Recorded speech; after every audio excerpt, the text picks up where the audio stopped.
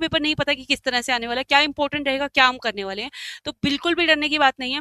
इस वीडियो के अंदर हम क्या करेंगे, आपके इंपॉर्टेंट क्वेश्चन प्लस पेपर कैसे सेट होगा ना, मैं वो आपको बता दूंगी। जैसे ही आपको ये समझ आ जाएगा ना कि पेपर किस तरह से पूछा जाता है, क्या क्या क्वेश्चंस उसके अंदर पूछे जाते हैं, तो 90% आपका डर क्या हो जाएगा, वहीं खत्म हो जाएगा। फिर उसके बाद आप इंपॉर्टेंट क्वेश्चंस देख लोगे, डायग्राम्स देख लोगे, कुछ फॉर्मूलाज देख लोगे, और आपको पता चल जाएगा कि formula based plus diagram based question paper आता है, तो आपका डर और भी खत्म हो जाएगा।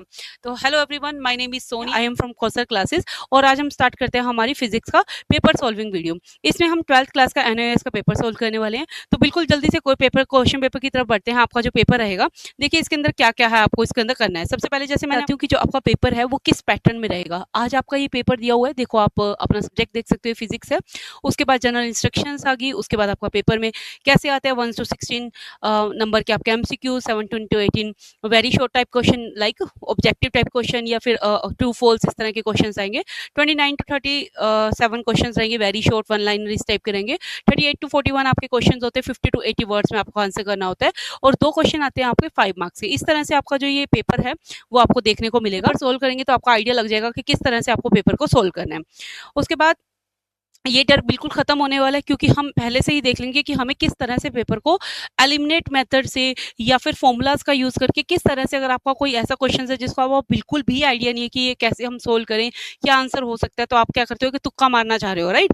जनरल लैंग्वेज में हम कहें तो तुक्का मारने के लिए भी एक ट्रिक बताऊंगी कि किस तरह से आप तुक्का मार सकते हो एलिमिनेशन मेथड से। तो अब आइए देखिए, आपको क्वेश्चन स्क्रीन पे दिख रहा है, क्या कह रहा है, as we move away from a positive charge particle the potential due to charge, potential का क्या इफेक्ट पड़ेगा। सिंपल सा है, अगर आपको फॉर्मूला लर्न है तो इसमें कोई भी डरने वाली बात नहीं है। हमें पता है v इज इक्वल टू क्या होता है, के क्यू बाय में, क्यू बाय में क्या होता है हमारा आर, आर हमारा क्या है डिस्टेंस।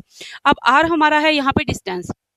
अब ये क्या कह रहा है कि पोटेंशियल डिफरेंस पे, पोटेंशियल डिफरेंस पे क्या इफेक्ट पड़ेगा जब हम क्या करते हैं पॉजिटिव चार्ज को अवे कर दें, यानी कि पॉजिटिव चार्ज को हम बेसिकली दूर करें, यानी कि इंक्रीज करें, हम डिस्टेंस बेसिकली क्या करें, इंक्रीज करें। अगर आप डिस्टेंस इंक्रीज करोगे तो पोटेंशियल की वैल्यू क्या हो जाएगी, डिक्रीज हो जाएगी। तो इसलिए हम कहते हैं कि ये क्या होगा, डिक्रीज होगा। अब आप बोलोगे कि मैम डिक्रीज तो लीनियरली भी हो सकते हैं, नॉन लीनियरली, बिल्कुल सही कह रहे हो आप। इस यहाँ पे ये एक ट्रिक है जो मैं आपको बताने वाली हूँ। अगर आपका कोई भी चीज, मतलब जैसे v है, अगर सपोज करो मैं इसी फॉर्मूले की बात करूं, अगर v आपका इनवर्सली प्रोपोर्शनल है तो आपका नॉन लीनियरली डिक्रीज होगा, नॉन लीनियरली डिक्रीज होगा। अगर v आपका डायरेक्टली प्रोपोर्शनल होता तो हमारा कैसा इंक्रीज होता, लीनियरली इंक्रीज होता। अब क्योंकि हमारे यहाँ पे इनवर्सली प्रोपोर्शनल हमें क्वांटिटी मिल रही है जो डिक्रीज है, इंक्रीज हो रही है, तो ये इनवर्सली प्रोपोर्शनल है, तो हमारा क्या आ जाएगा आंसर, डिक्रीज नॉन लीनियरली। हमारा ये क्या करेगा, नॉन लीनियरली डिक्रीज करेगा। कंसेप्ट क्लियर हुआ, तो इसका आंसर क्या आ जाएगा, डिक्रीज नॉन लीनियरली। अब सेकंड क्वेश्चन की बात करते हैं, बिल्कुल simple question, which of the following is called universal gate. कौन सा यूनिवर्सल गेट होता है, मैंने आपको गेट्स की वीडियो में बताया। यूनिवर्सल गेट सिर्फ 2 तरह के मेनली आते हैं, नैंड गेट और आपका एंड गेट, ये वाला NAND gate, AND NAND gate, और एक आपका होता है नोर गेट। कौन सा होता है, एक आपका नोर गेट। ये 2 यूनिवर्सल गेट होते हैं। क्लियर, यूनिवर्सल गेट क्यों, क्योंकि इन गेट्स का यूज करके आप नंबर ऑफ गेट्स बना सकते हो, जैसे एक्सोर बनाना हो, नोर बनाना हो, एंड बनाना हो, तो इन दोनों गेट्स का किसी का भी यूज करके आप गेट बना सकते हो। तो इसे पूछे यूनिवर्सल कौन सा है, तो यहाँ पे आपका आंसर क्या आ जाएगा, नैंड गेट। हमारा नैंड गेट क्या होता है, यूनिवर्सल गेट होता है। अगर नोर ऑप्शन दिया था तो नोर गेट भी इसका आंसर हो जाता है। क्लियर। उसके बाद अब हमारा थर्ड क्वेश्चन की तरफ बढ़ते हैं।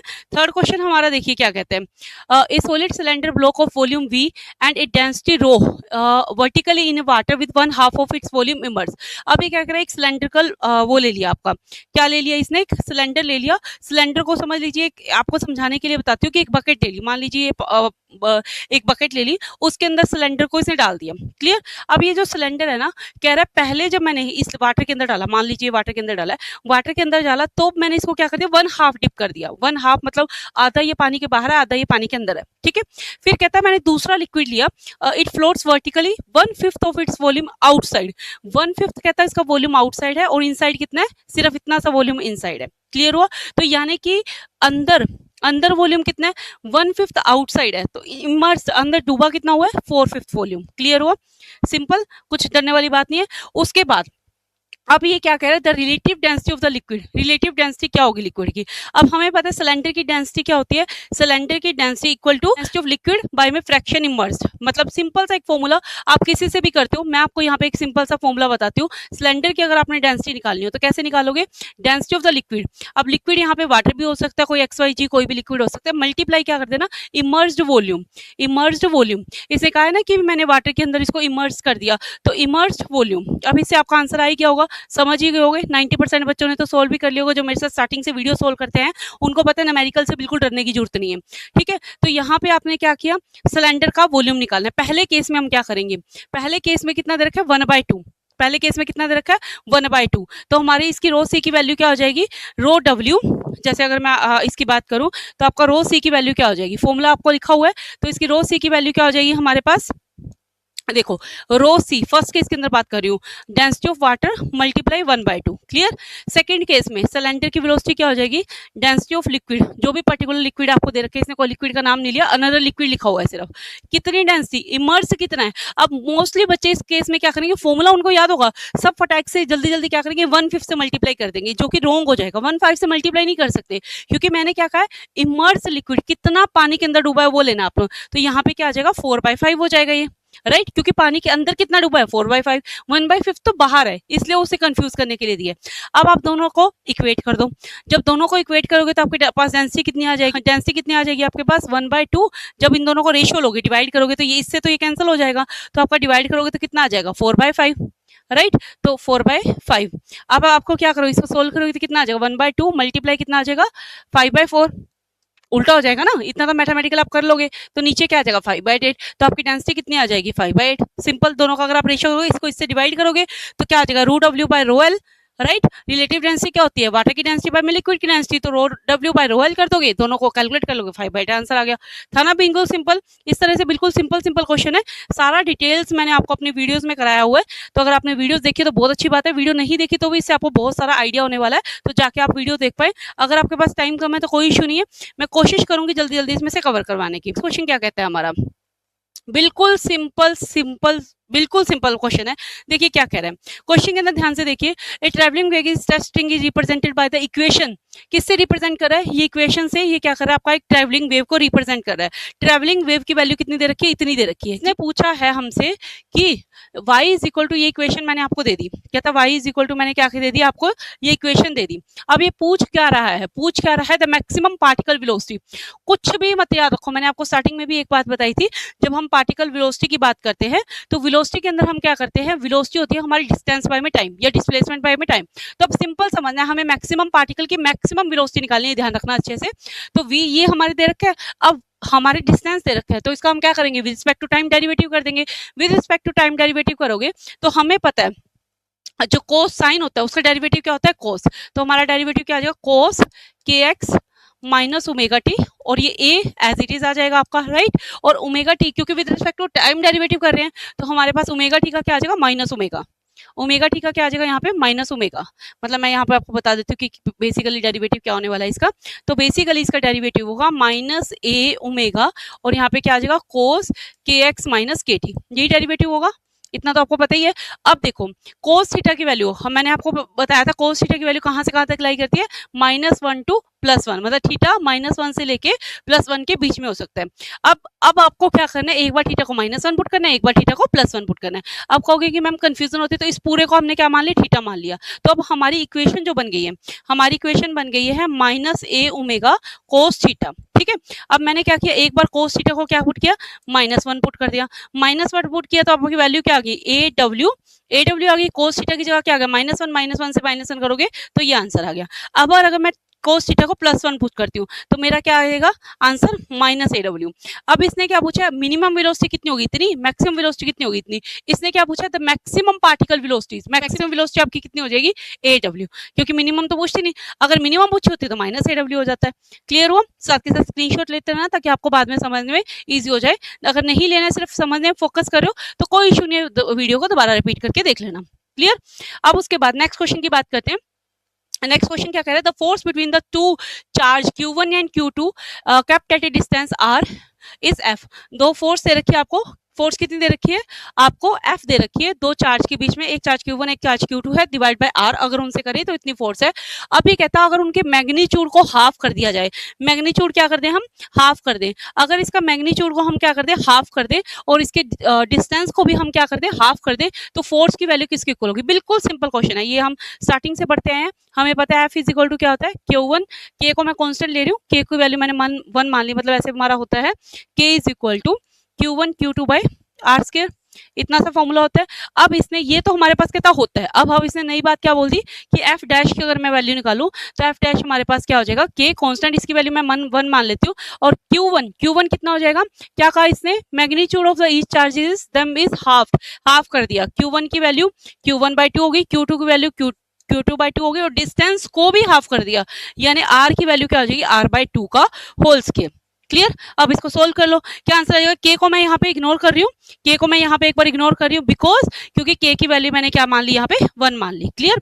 अब उसके बाद हमें क्या करना है, उसके बाद हमें इसकी वैल्यू को कैलकुलेट करना है, यहाँ पे इसकी वैल्यू, फोर्स को सोल्व करो, क्या आ जाएगा, Q1 Q2 डिवाइड बाय 4 आ जाएगा, और अगर मैं इसकी बात करूँ तो Q स्क्वायर बाय में, sorry R square, not Q square, ये आ जाएगा आपका R स्क्वायर बाय में 4, आर स्क्वायर डिवाइड बाय में 4 से 4 कैंसिल हो गया, तो हमारे पास क्या आंसर आ गया, Q1 Q2 बाय में आर स्क्वायर। अब इसे क्या पूछा है कि दोनों फोर्सेस क्या होगी, वो फोर्स F के ही इक्वल हो जाएगी, F/2 के इक्वल होगी, F/4 या F/8, तो हमारा आंसर क्या है, F के इक्वल हो जाएगी। मतलब हम F लेके चले थे, जब हमने सारी इसके अकॉर्डिंग वैल्यू पुट करी तो F इक्वल टू क्या गया, F डैश, यानी कि दोनों फोर्सेस सेम आ गई, तो इसका मतलब आपका क्या होगा कि ये सारा क्या हो गया, आपका फोर्स दोनों आपस में क्या हो जाएगी, इक्वेट कर जाएगी। क्लियर हुआ, बात समझ में आई, सिंपल था, कुछ भी नहीं था, सिंपल से देखो कितने सिंपल आंसर आए हुए हैं। तो बस सिर्फ क्या ध्यान रखनी है आपको फिजिक्स में, सिर्फ और सिर्फ आपको क्या करना है, फॉर्मूलाज को याद रखना है। अगर आप फॉर्मूलाज को याद रखोगे तो आपका कॉन्सेप्ट इजिली क्लियर हो जाएगा। क्लियर।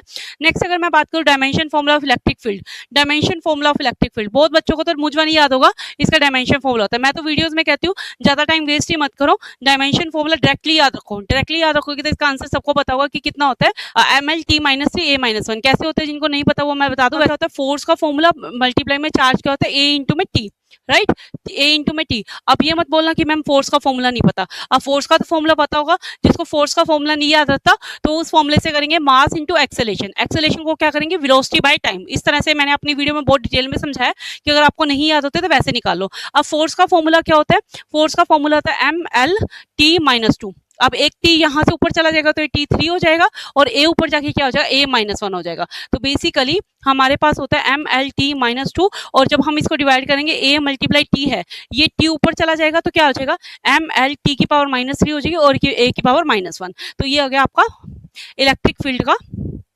फॉर्मूला हो जाएगा। क्लियर, बिल्कुल सिंपल था। हमारा क्या कहते हैं, a parallel plate capacitor is charge by a battery and the battery is disconnected and the plate separation is increase. क्या कह रहे थे, एक पैरेलल प्लेट को हम चार्ज कर रहे थे, फिर हमने उसको क्या कर दिया, चार्ज करते करते हमने पैरेलल प्लेट को क्या कर दिया, डिस्कनेक्ट कर दिया। डिस्कनेक्ट करने के बाद हमने क्या करा, उसमें चार्ज आना बंद हो गया, कि यानी कि चार्ज तो क्या हो गया, कांस्टेंट हो गया। The potential difference between the plate, potential difference क्या हो जाएगा प्लेट का, अब आपको बताना है कि जो पोटेंशियल डिफरेंस रहेगा वो उस पर क्या इफेक्ट पड़ेगा। V इज इक्वल टू क्या था, Q/C। अब यहाँ पे हमने क्या किया, ये फॉर्मूला होता है हमारा, इसने क्या कर दिया, चार्ज को कांस्टेंट, यानी इसका खेल ही खत्म हो गया। अब सिर्फ पोटेंशियल डिफरेंस और कैपेसिटेंस में लिंक रह गया। पर अब मैडम अब इसको कैसे सोल्व करें, क्योंकि पोटेंशियल डिफरेंस की तो बात कर रहे हैं ये, पर कैपेसिटेंस तो हमें कैपेसिटेंस में तो नहीं दिया हुआ आंसर। तो आपको पता है कैपेसिटेंस का एक फॉर्मूला होता है, ध्यान आपको, कैपेसिटेंस का एक फॉर्मूला होता है। कैपेसिटेंस का क्या फॉर्मूला होता है, A/D, ये फॉर्मूला होता है, आपको अच्छे से पता है। तो हमें क्या करना है, अब देखो कैपेसिटेंस का इससे डायरेक्टली डिस्टेंस से लिंक है। अब कैपेसिटेंस क्या कर रहा है, इंक्रीज कर दिया, सेपरेशन क्या कर दी, इंक्रीज कर दी, ये इंक्रीज हो गया तो ये डिक्रीज हो गया, राइट, ये इंक्रीज हो गया तो डिक्रीज हो गया। हमें यहाँ से क्या मिल गया, कैपेसिटेंस डिक्रीज होगा। अगर हम सेपरेशन इंक्रीज कर देंगे तो कैपेसिटेंस डिक्रीज होगा। तो यहाँ पे मैंने कैपेसिटेंस को डिक्रीज कर दिया, जैसे ही मेरा कैपेसिटेंस क्या होगा, डिक्रीज हो जाएगा, तो मेरा क्या इंक्रीज हो जाएगा, तो मेरा ये वाली टर्म भाई इंक्रीज हो जाएगी। पोटेंशियल डिफरेंस इनवर्सली प्रोपोर्शनल है। क्लियर हुआ, तो इसलिए हमने क्या कहा है यहाँ पे कि इसकी वैल्यू क्या हो जाएगी, इंक्रीज हो जाएगी। क्लियर हुआ, हमने क्या किया है, कुछ भी नहीं किया, सिर्फ हमने फॉर्मूलाज को क्या रखा है, याद रखा है। जो अगर आप फॉर्मूलाज को याद रखोगे ना तो आपको बिल्कुल भी डिफिकल्टी नहीं होगी। फर्स्ट क्वेश्चन में भी वही फॉर्मूला अप्लाई हुआ, अभी 7th क्वेश्चन में भी वही फॉर्मूला अप्लाई हो रहा है। तो इसका मतलब क्या है, इजी आपका कंसेप्ट रहने वाला है। ठीक है, नेक्स्ट देखते हैं, Which of the following does not capacitance of a capacitor। देखिए अभी जस्ट हम कैपेसिटेंस का फॉर्मूला देख के गए, C is equal to epsilon A/D। तो अब ऑब्वियस सी बात है, परमेबिलिटी पे डिपेंड करेगा, डिस्टेंस पे भी डिपेंड करेगा, एरिया पे भी डिपेंड करेगा। तो यहाँ पे तीन चीज देख लीजिए, किस किस पे डिपेंड करेगा, किस किस पे डिपेंड करेगा, चार्ज पे भी डिपेंड करता है, बिल्कुल करेगा। सेपरेशन अभी देखा था, सेपरेशन इंक्रीज करने से क्या हुआ था, सेपरेशन करने से क्या हुआ था, एरिया पे भी डिपेंड करता है, डाइलेक्ट्रिक कांस्टेंट पे भी डिपेंड करता है। किस पे डिपेंड नहीं करता, चार्ज ऑन द प्लेट पे डिपेंड नहीं करता, क्योंकि अभी हमने चार्ज को स्टॉप करा तो कोई खास इफेक्ट हमारा पड़ा नहीं। तो इसका आंसर क्या हो जाएगा, चार्ज ऑन द प्लेट पे डिपेंड नहीं करता। क्लियर। उसके बाद हमारे नेक्स्ट क्वेश्चन की तरफ चलते हैं। बिल्कुल इजी क्वेश्चन है, देखो सारों के आंसर हमें अपने आप मिलते जा रहे हैं। ये तो मैंने आपको मुझवानी क्वेश्चन ही कराया हुआ है, नेक्स्ट क्वेश्चन तो मैंने आपको मुझवानी करवा रखा है कि अगर आपको the device use an accurate measurement of EMF of a primary cell, ये तो मैंने आपको डायरेक्ट ही करवा रखा है कि मोस्ट ऑफ द केसेस में ये पूछा जाता है ईएमएफ प्राइमरी सेल कैसे कैलकुलेट करते हो, पोटेंशियोमीटर से कैलकुलेट करते हैं। अब मैं यहाँ पे एलिमिनेशन मेथड की बात करूं, जैसे कई बच्चों को नहीं पता होगा कि पोटेंशियोमीटर से कैलकुलेट करते हैं, तो सिंपल सी बात है भाई, एमीटर तो होगा नहीं। एमीटर तो हमें मोस्टली लोअर क्लासेस में पढ़ाया जाता है कि एमीटर हमारा किस लिए मेनली यूज होता है, करंट को मेजर करने के लिए। अब बात है, ये तो एलिमिनेट हो गया, मतलब ये तो खत्म हो गया, तो इसका अगर आपको आंसर नहीं आ रहा तो ये तो आंसर होगा नहीं 100%, चांसेस है 75% कि इनमें से हो सकते हैं। अब मैं इन दोनों की बात बताऊं, अगर आपको गैल्वेनोमीटर का भी यूज कर सकते हैं, वोल्ट मीटर में, इन दोनों में क्या है, लॉस बहुत होता है इसका, हीट का। मतलब जब ये मेजर करते हैं ना, तो पोटेंशियल डिफरेंस का जो ये है लॉस बहुत करवाता है ये। मतलब आपका एक लेमन लैंग्वेज में समझाऊं तो आप ऐसे समझिए कि सब्सटेंस है, मुझे उसे दूसरे ब्लॉक में ट्रांसफर करना है, तो वहां पे हीट जो है ना वो लॉस बहुत हो जाती है। इसलिए ये क्या कहते हैं कि इन केसेस में जो करंट है आपका या वोल्टेज आपका लॉस बहुत होता है, इसलिए यहाँ पे हम किस डिवाइस का यूज करते हैं, पोटेंशियोमीटर का यूज करते हैं। ये बिल्कुल भी लॉस नहीं होने देता, आपका क्या हो गया, बिल्कुल भी लॉस नहीं होने देगा। क्लियर हुआ। तो यहाँ पे हम किसका यूज करेंगे, हम यहाँ पे पोटेंशियोमीटर का यूज करते हैं। इस तरह से आप एलिमिनेशन मेथड थोड़ा बहुत लगा के आप अपना इसका आंसर निकाल सकते हैं, अगर आपको थोड़ा बहुत भी आइडिया है। क्लियर। अब उसके बाद हमारे नेक्स्ट क्वेश्चन की बात करते हैं। नेक्स्ट क्वेश्चन हमारा क्या है, बिल्कुल सिंपल क्वेश्चन है, कोई घबराने वाली बात नहीं है, सिंपल सिंपल से क्वेश्चन। देखिए 10th क्वेश्चन, देखिए 10th क्वेश्चन क्या कहता है, n equal resistance r first connected in a series. देखो कितना इजी क्वेश्चन है ये, हमें 10th क्लास में भी पढ़ते हैं कि जब हम सीरीज में रेजिस्टेंस को कनेक्ट करते हैं तो हमारा आर एस का फॉर्मूला, आर एस क्या होता है, हमारा आर एस होता है R1 plus R2 plus R3 and so on. कैसे बनता है सीरीज में structure, first resistance, second resistance, third resistance and so on. इस तरह से हमारे रेजिस्टेंस क्या सीरीज में बनते हैं। अगर मैं पैरेलल की बात करूं तो रेजिस्टेंस कैसे ऐड होंगे, फर्स्ट रेजिस्टेंस, इसी के नीचे कोई सेकंड रेजिस्टेंस लगा होगा, इसी के नीचे कोई थर्ड रेजिस्टेंस लगा होगा, यहाँ पे भी हो सकता है एक रेजिस्टेंस लगाओ, पर इसको हम क्या कहेंगे, पैरेलल में कहेंगे, राइट। अब जब हम सीरीज की बात करते हैं तो हम इनको कैसे ऐड करते हैं, R1, हम इनको कैसे ऐड करते हैं, R1 plus R2 plus R3। अगर हम सीरीज की बात कर, पैरेलल की बात करते हैं तो हम कैसे जोड़ लेते हैं, बस इसी को 1/R1 plus 1/R2 plus 1/R3 and so on, जितने भी आपको दिए गए हों। अब ये क्या रहा है, ये बोल रहा है कि अगर मैं ऐसे n ले लूं, 1 2 3 4 रेजिस्टेंस ले लिए मैंने, n नंबर ऑफ रेजिस्टेंस ले लिए, तो अब मुझे बताओ अगर मैं इसको जोड़ती 1 plus 2 plus 3 plus 4 so on ऐसे करके जोड़ती, अब मैं अगर n लूंगी तो मेरे कितने हो जाएंगे सीरीज में, अगर मैं n नंबर ऑफ रेजिस्टेंस जोड़ूंगी तो मेरे हो जाएंगे n मल्टीप्लाई में R। क्लियर। और अगर मैं पैरेलल की बात करूं, पैरेलल की बात करूं तो इसी में क्या हो जाएगा, ये n डिवाइड बाय r हो जाएगा, है ना, n डिवाइड बाय r हो जाएगा। अब इसने क्या है, दोनों का रेशियो पूछा है, मतलब क्या पूछा है, आर एस को कहता आर पी से डिवाइड कर दो, जब दोनों को डिवाइड करोगे तो क्या आ जाएगा, एन आर। अब प्रॉब्लम क्या हुई मैम, एक गड़बड़ हो गई, क्या गड़बड़ हो गई, हमने क्या किया है, ये वैल्यू है हमारी 1/RP की। अब मैं अगर इसकी कैलकुलेट करती तो मैं ऐसे करके कैलकुलेट कर देती, राइट, ऐसे करके कैलकुलेट कर देती इसको। तो हमें यहाँ पे जो मेन ध्यान रखना था, यही मैं आपको, इसलिए मैंने यहाँ पे सही नहीं बताया, क्योंकि आप भी क्या करोगे, इसको डायरेक्ट वैल्यू पुट करने लगोगे। डायरेक्ट वैल्यू नहीं पुट करनी हमें, क्योंकि हमने जो वैल्यू निकाली है वो 1/RP की वैल्यू निकाली है। तो आपको RP की वैल्यू के लिए इसको क्या करना पड़ेगा, रेसिप्रोकल करना पड़ेगा। तो हमारा क्या आ जाएगा, n/r मल्टीप्लाई, दोनों का अगर मैं रेशियो की बात करूँ, n/r मल्टीप्लाई क्या आ जाएगा, मल्टीप्लाई क्या आ जाएगा, n बाय में r। मतलब वहां पे इसकी जो 1/RP की वैल्यू थी, 1/RP की वैल्यू की थी वो कितनी होगी, R डिवाइड बाय N, ये 1/RP की वैल्यू थी, राइट। पर हमें क्या करना है, RP की वैल्यू चाहिए, तो वो कितनी हो जाएगी value, N by divide by R हो जाएगी। क्योंकि हमें बस, हम भी आप भी मेरी तरह सीधा क्या करते हैं, इसकी वैल्यू पुट कर देते हैं, इसकी वैल्यू नहीं पुट करनी है आपको, पहले RP में लेके आना, RP ये हो गया, फिर दोनों का क्या है, दोनों का RS/RP, RS/RP करोगे तो ये आ जाएगा, R से R कैंसिल हो जाएगा, तो RS/RP की वैल्यू कितनी आ जाएगी आपकी, n²। अब ऐसी कोई टर्म दिखो जिसमें n² है, ऐसी कोई टर्म देखो जिसमें n² है, ये रहा आपका कहाँ है, ये रहा आपका एन स्क्वायर, तो आपका क्या आ जाएगा, एन स्क्वायर नॉट रेशो 1 आ जाएगा। Answer clear, clear. अच्छे से कॉपी पे इसको सोल्व करके देखोगे, अच्छे से बहुत आराम से ये इजीली आप इसको सोल्व करते हैं। नेक्स्ट क्वेश्चन की तरफ अगर मैं नेक्स्ट क्वेश्चन की बात करूं तो आपका नेक्स्ट क्वेश्चन क्या कहता है, नेक्स्ट क्वेश्चन हमारा कह रहा है coloured image, a colored image of an object is formed by a convex lens, the color nearest to the optical center of the lens। बहुत इंपॉर्टेंट क्वेश्चन है, मैंने जब करवाया था तब भी आपको बताया था कि ऑप्टिकल कन्वेक्स लेंस यूज किया है, कन्वेक्स लेंस यूज किया, तो आपको मैंने एक ट्रिक बताई थी, अगर किसी को याद हो तो, रवि करके, Ravi makes idli very good ऐसा करके कुछ बताया था, अगर माइंड में आ रहा हो तो मैंने आपको बताया था कि कन्वेक्स लेंस का यूज करेगा। तो इसने क्या पूछे, नीयरेस्ट पूछे, नीयरेस्ट टू ऑप्टिकल सेंटर, क्या पूछा इसने, नीयरेस्ट टू ऑप्टिकल सेंटर।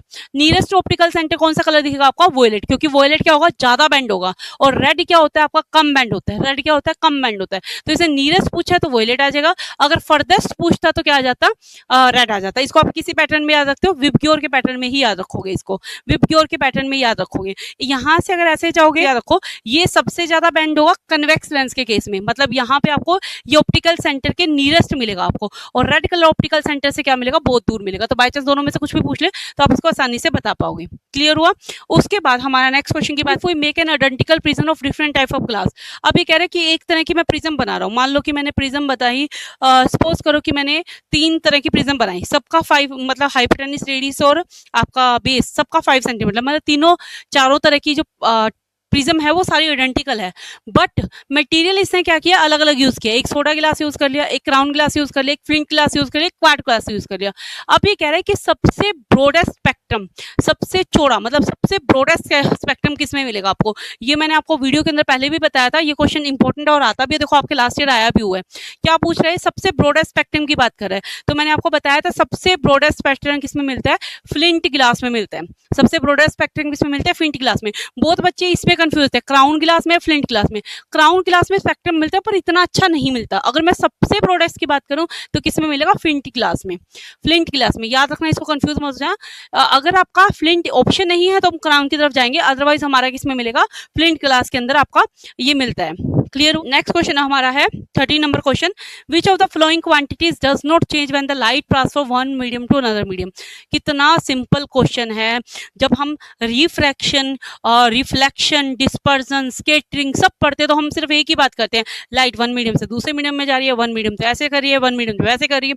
तो वहां पे अगर आप ध्यान से देखोगे तो हम सबसे पहले तो देखते हैं कि लाइट कौन सी लेनी है। देखो व्हाइट लाइट लोगे तो फिनोमेना ही कोई और हो जाएगा, व्हाइट लाइट लोगे तो आपका रेनबो बन जाएगा, डिस्पर्जन हो जाएगा। मैंने आपको बताया था ना कि व्हाइट लाइट आगे जाके 7 कलर में डिवाइड हो जाती है, तो हमें रेनबो वाला सीन देखने को मिलता है। ज़्यादा डिटेल में डिस्कस नहीं करूंगी, सिर्फ इतना सा बताऊंगी। तो रेनबो जो जिसमें दिखता है तो वो किसकी वजह से होता है, डिस्पर्जन की वजह से होता है। जो ये हमने स्केटिंग की बात करी थी, ब्लू कलर दिखता है स्काई का, स्केटिंग की वजह से दिखता है। ऐसे हमने इंटरफेरेंस पैटर्न करे, डिफ्रैक्शन करा, इसमें हमने किसकी बात करी, हमने मोनोक्रोमेटिक लाइट का यूज किया था, येलो लाइट का। तो इसका मतलब जो लाइट है उसकी फ्रीक्वेंसी मतलब यानी कि वेव फ्रीक्वेंसी बोलो उसकी वेवलेंथ, क्योंकि हर लाइट की वेवलेंथ अलग अलग होगी तो इसकी वेवलेंथ पे तो ये डिपेंड करेगा ही करेगा, राइट। तो इसके यही इसी की बात करेगा। तो किस पे डिपेंड करता है, देखो किस पे डिपेंड करता है, यहाँ पे इसने यही पूछा, विच of the following quantity does not change when the light passes. Change नहीं होती, चेंज होगी नहीं होगी। तो सबसे पहले तो हम बात करते हैं वेवलेंथ, ये तो भाई चेंज होगी होगी, क्योंकि हमने तो कहा था वेवलेंथ पे ही हमारी सारी कहानी डिपेंड करती है। और वेलोसिटी भी ऑब्वियस सी बात है सबकी सेम नहीं होती, कम या ज्यादा होगी।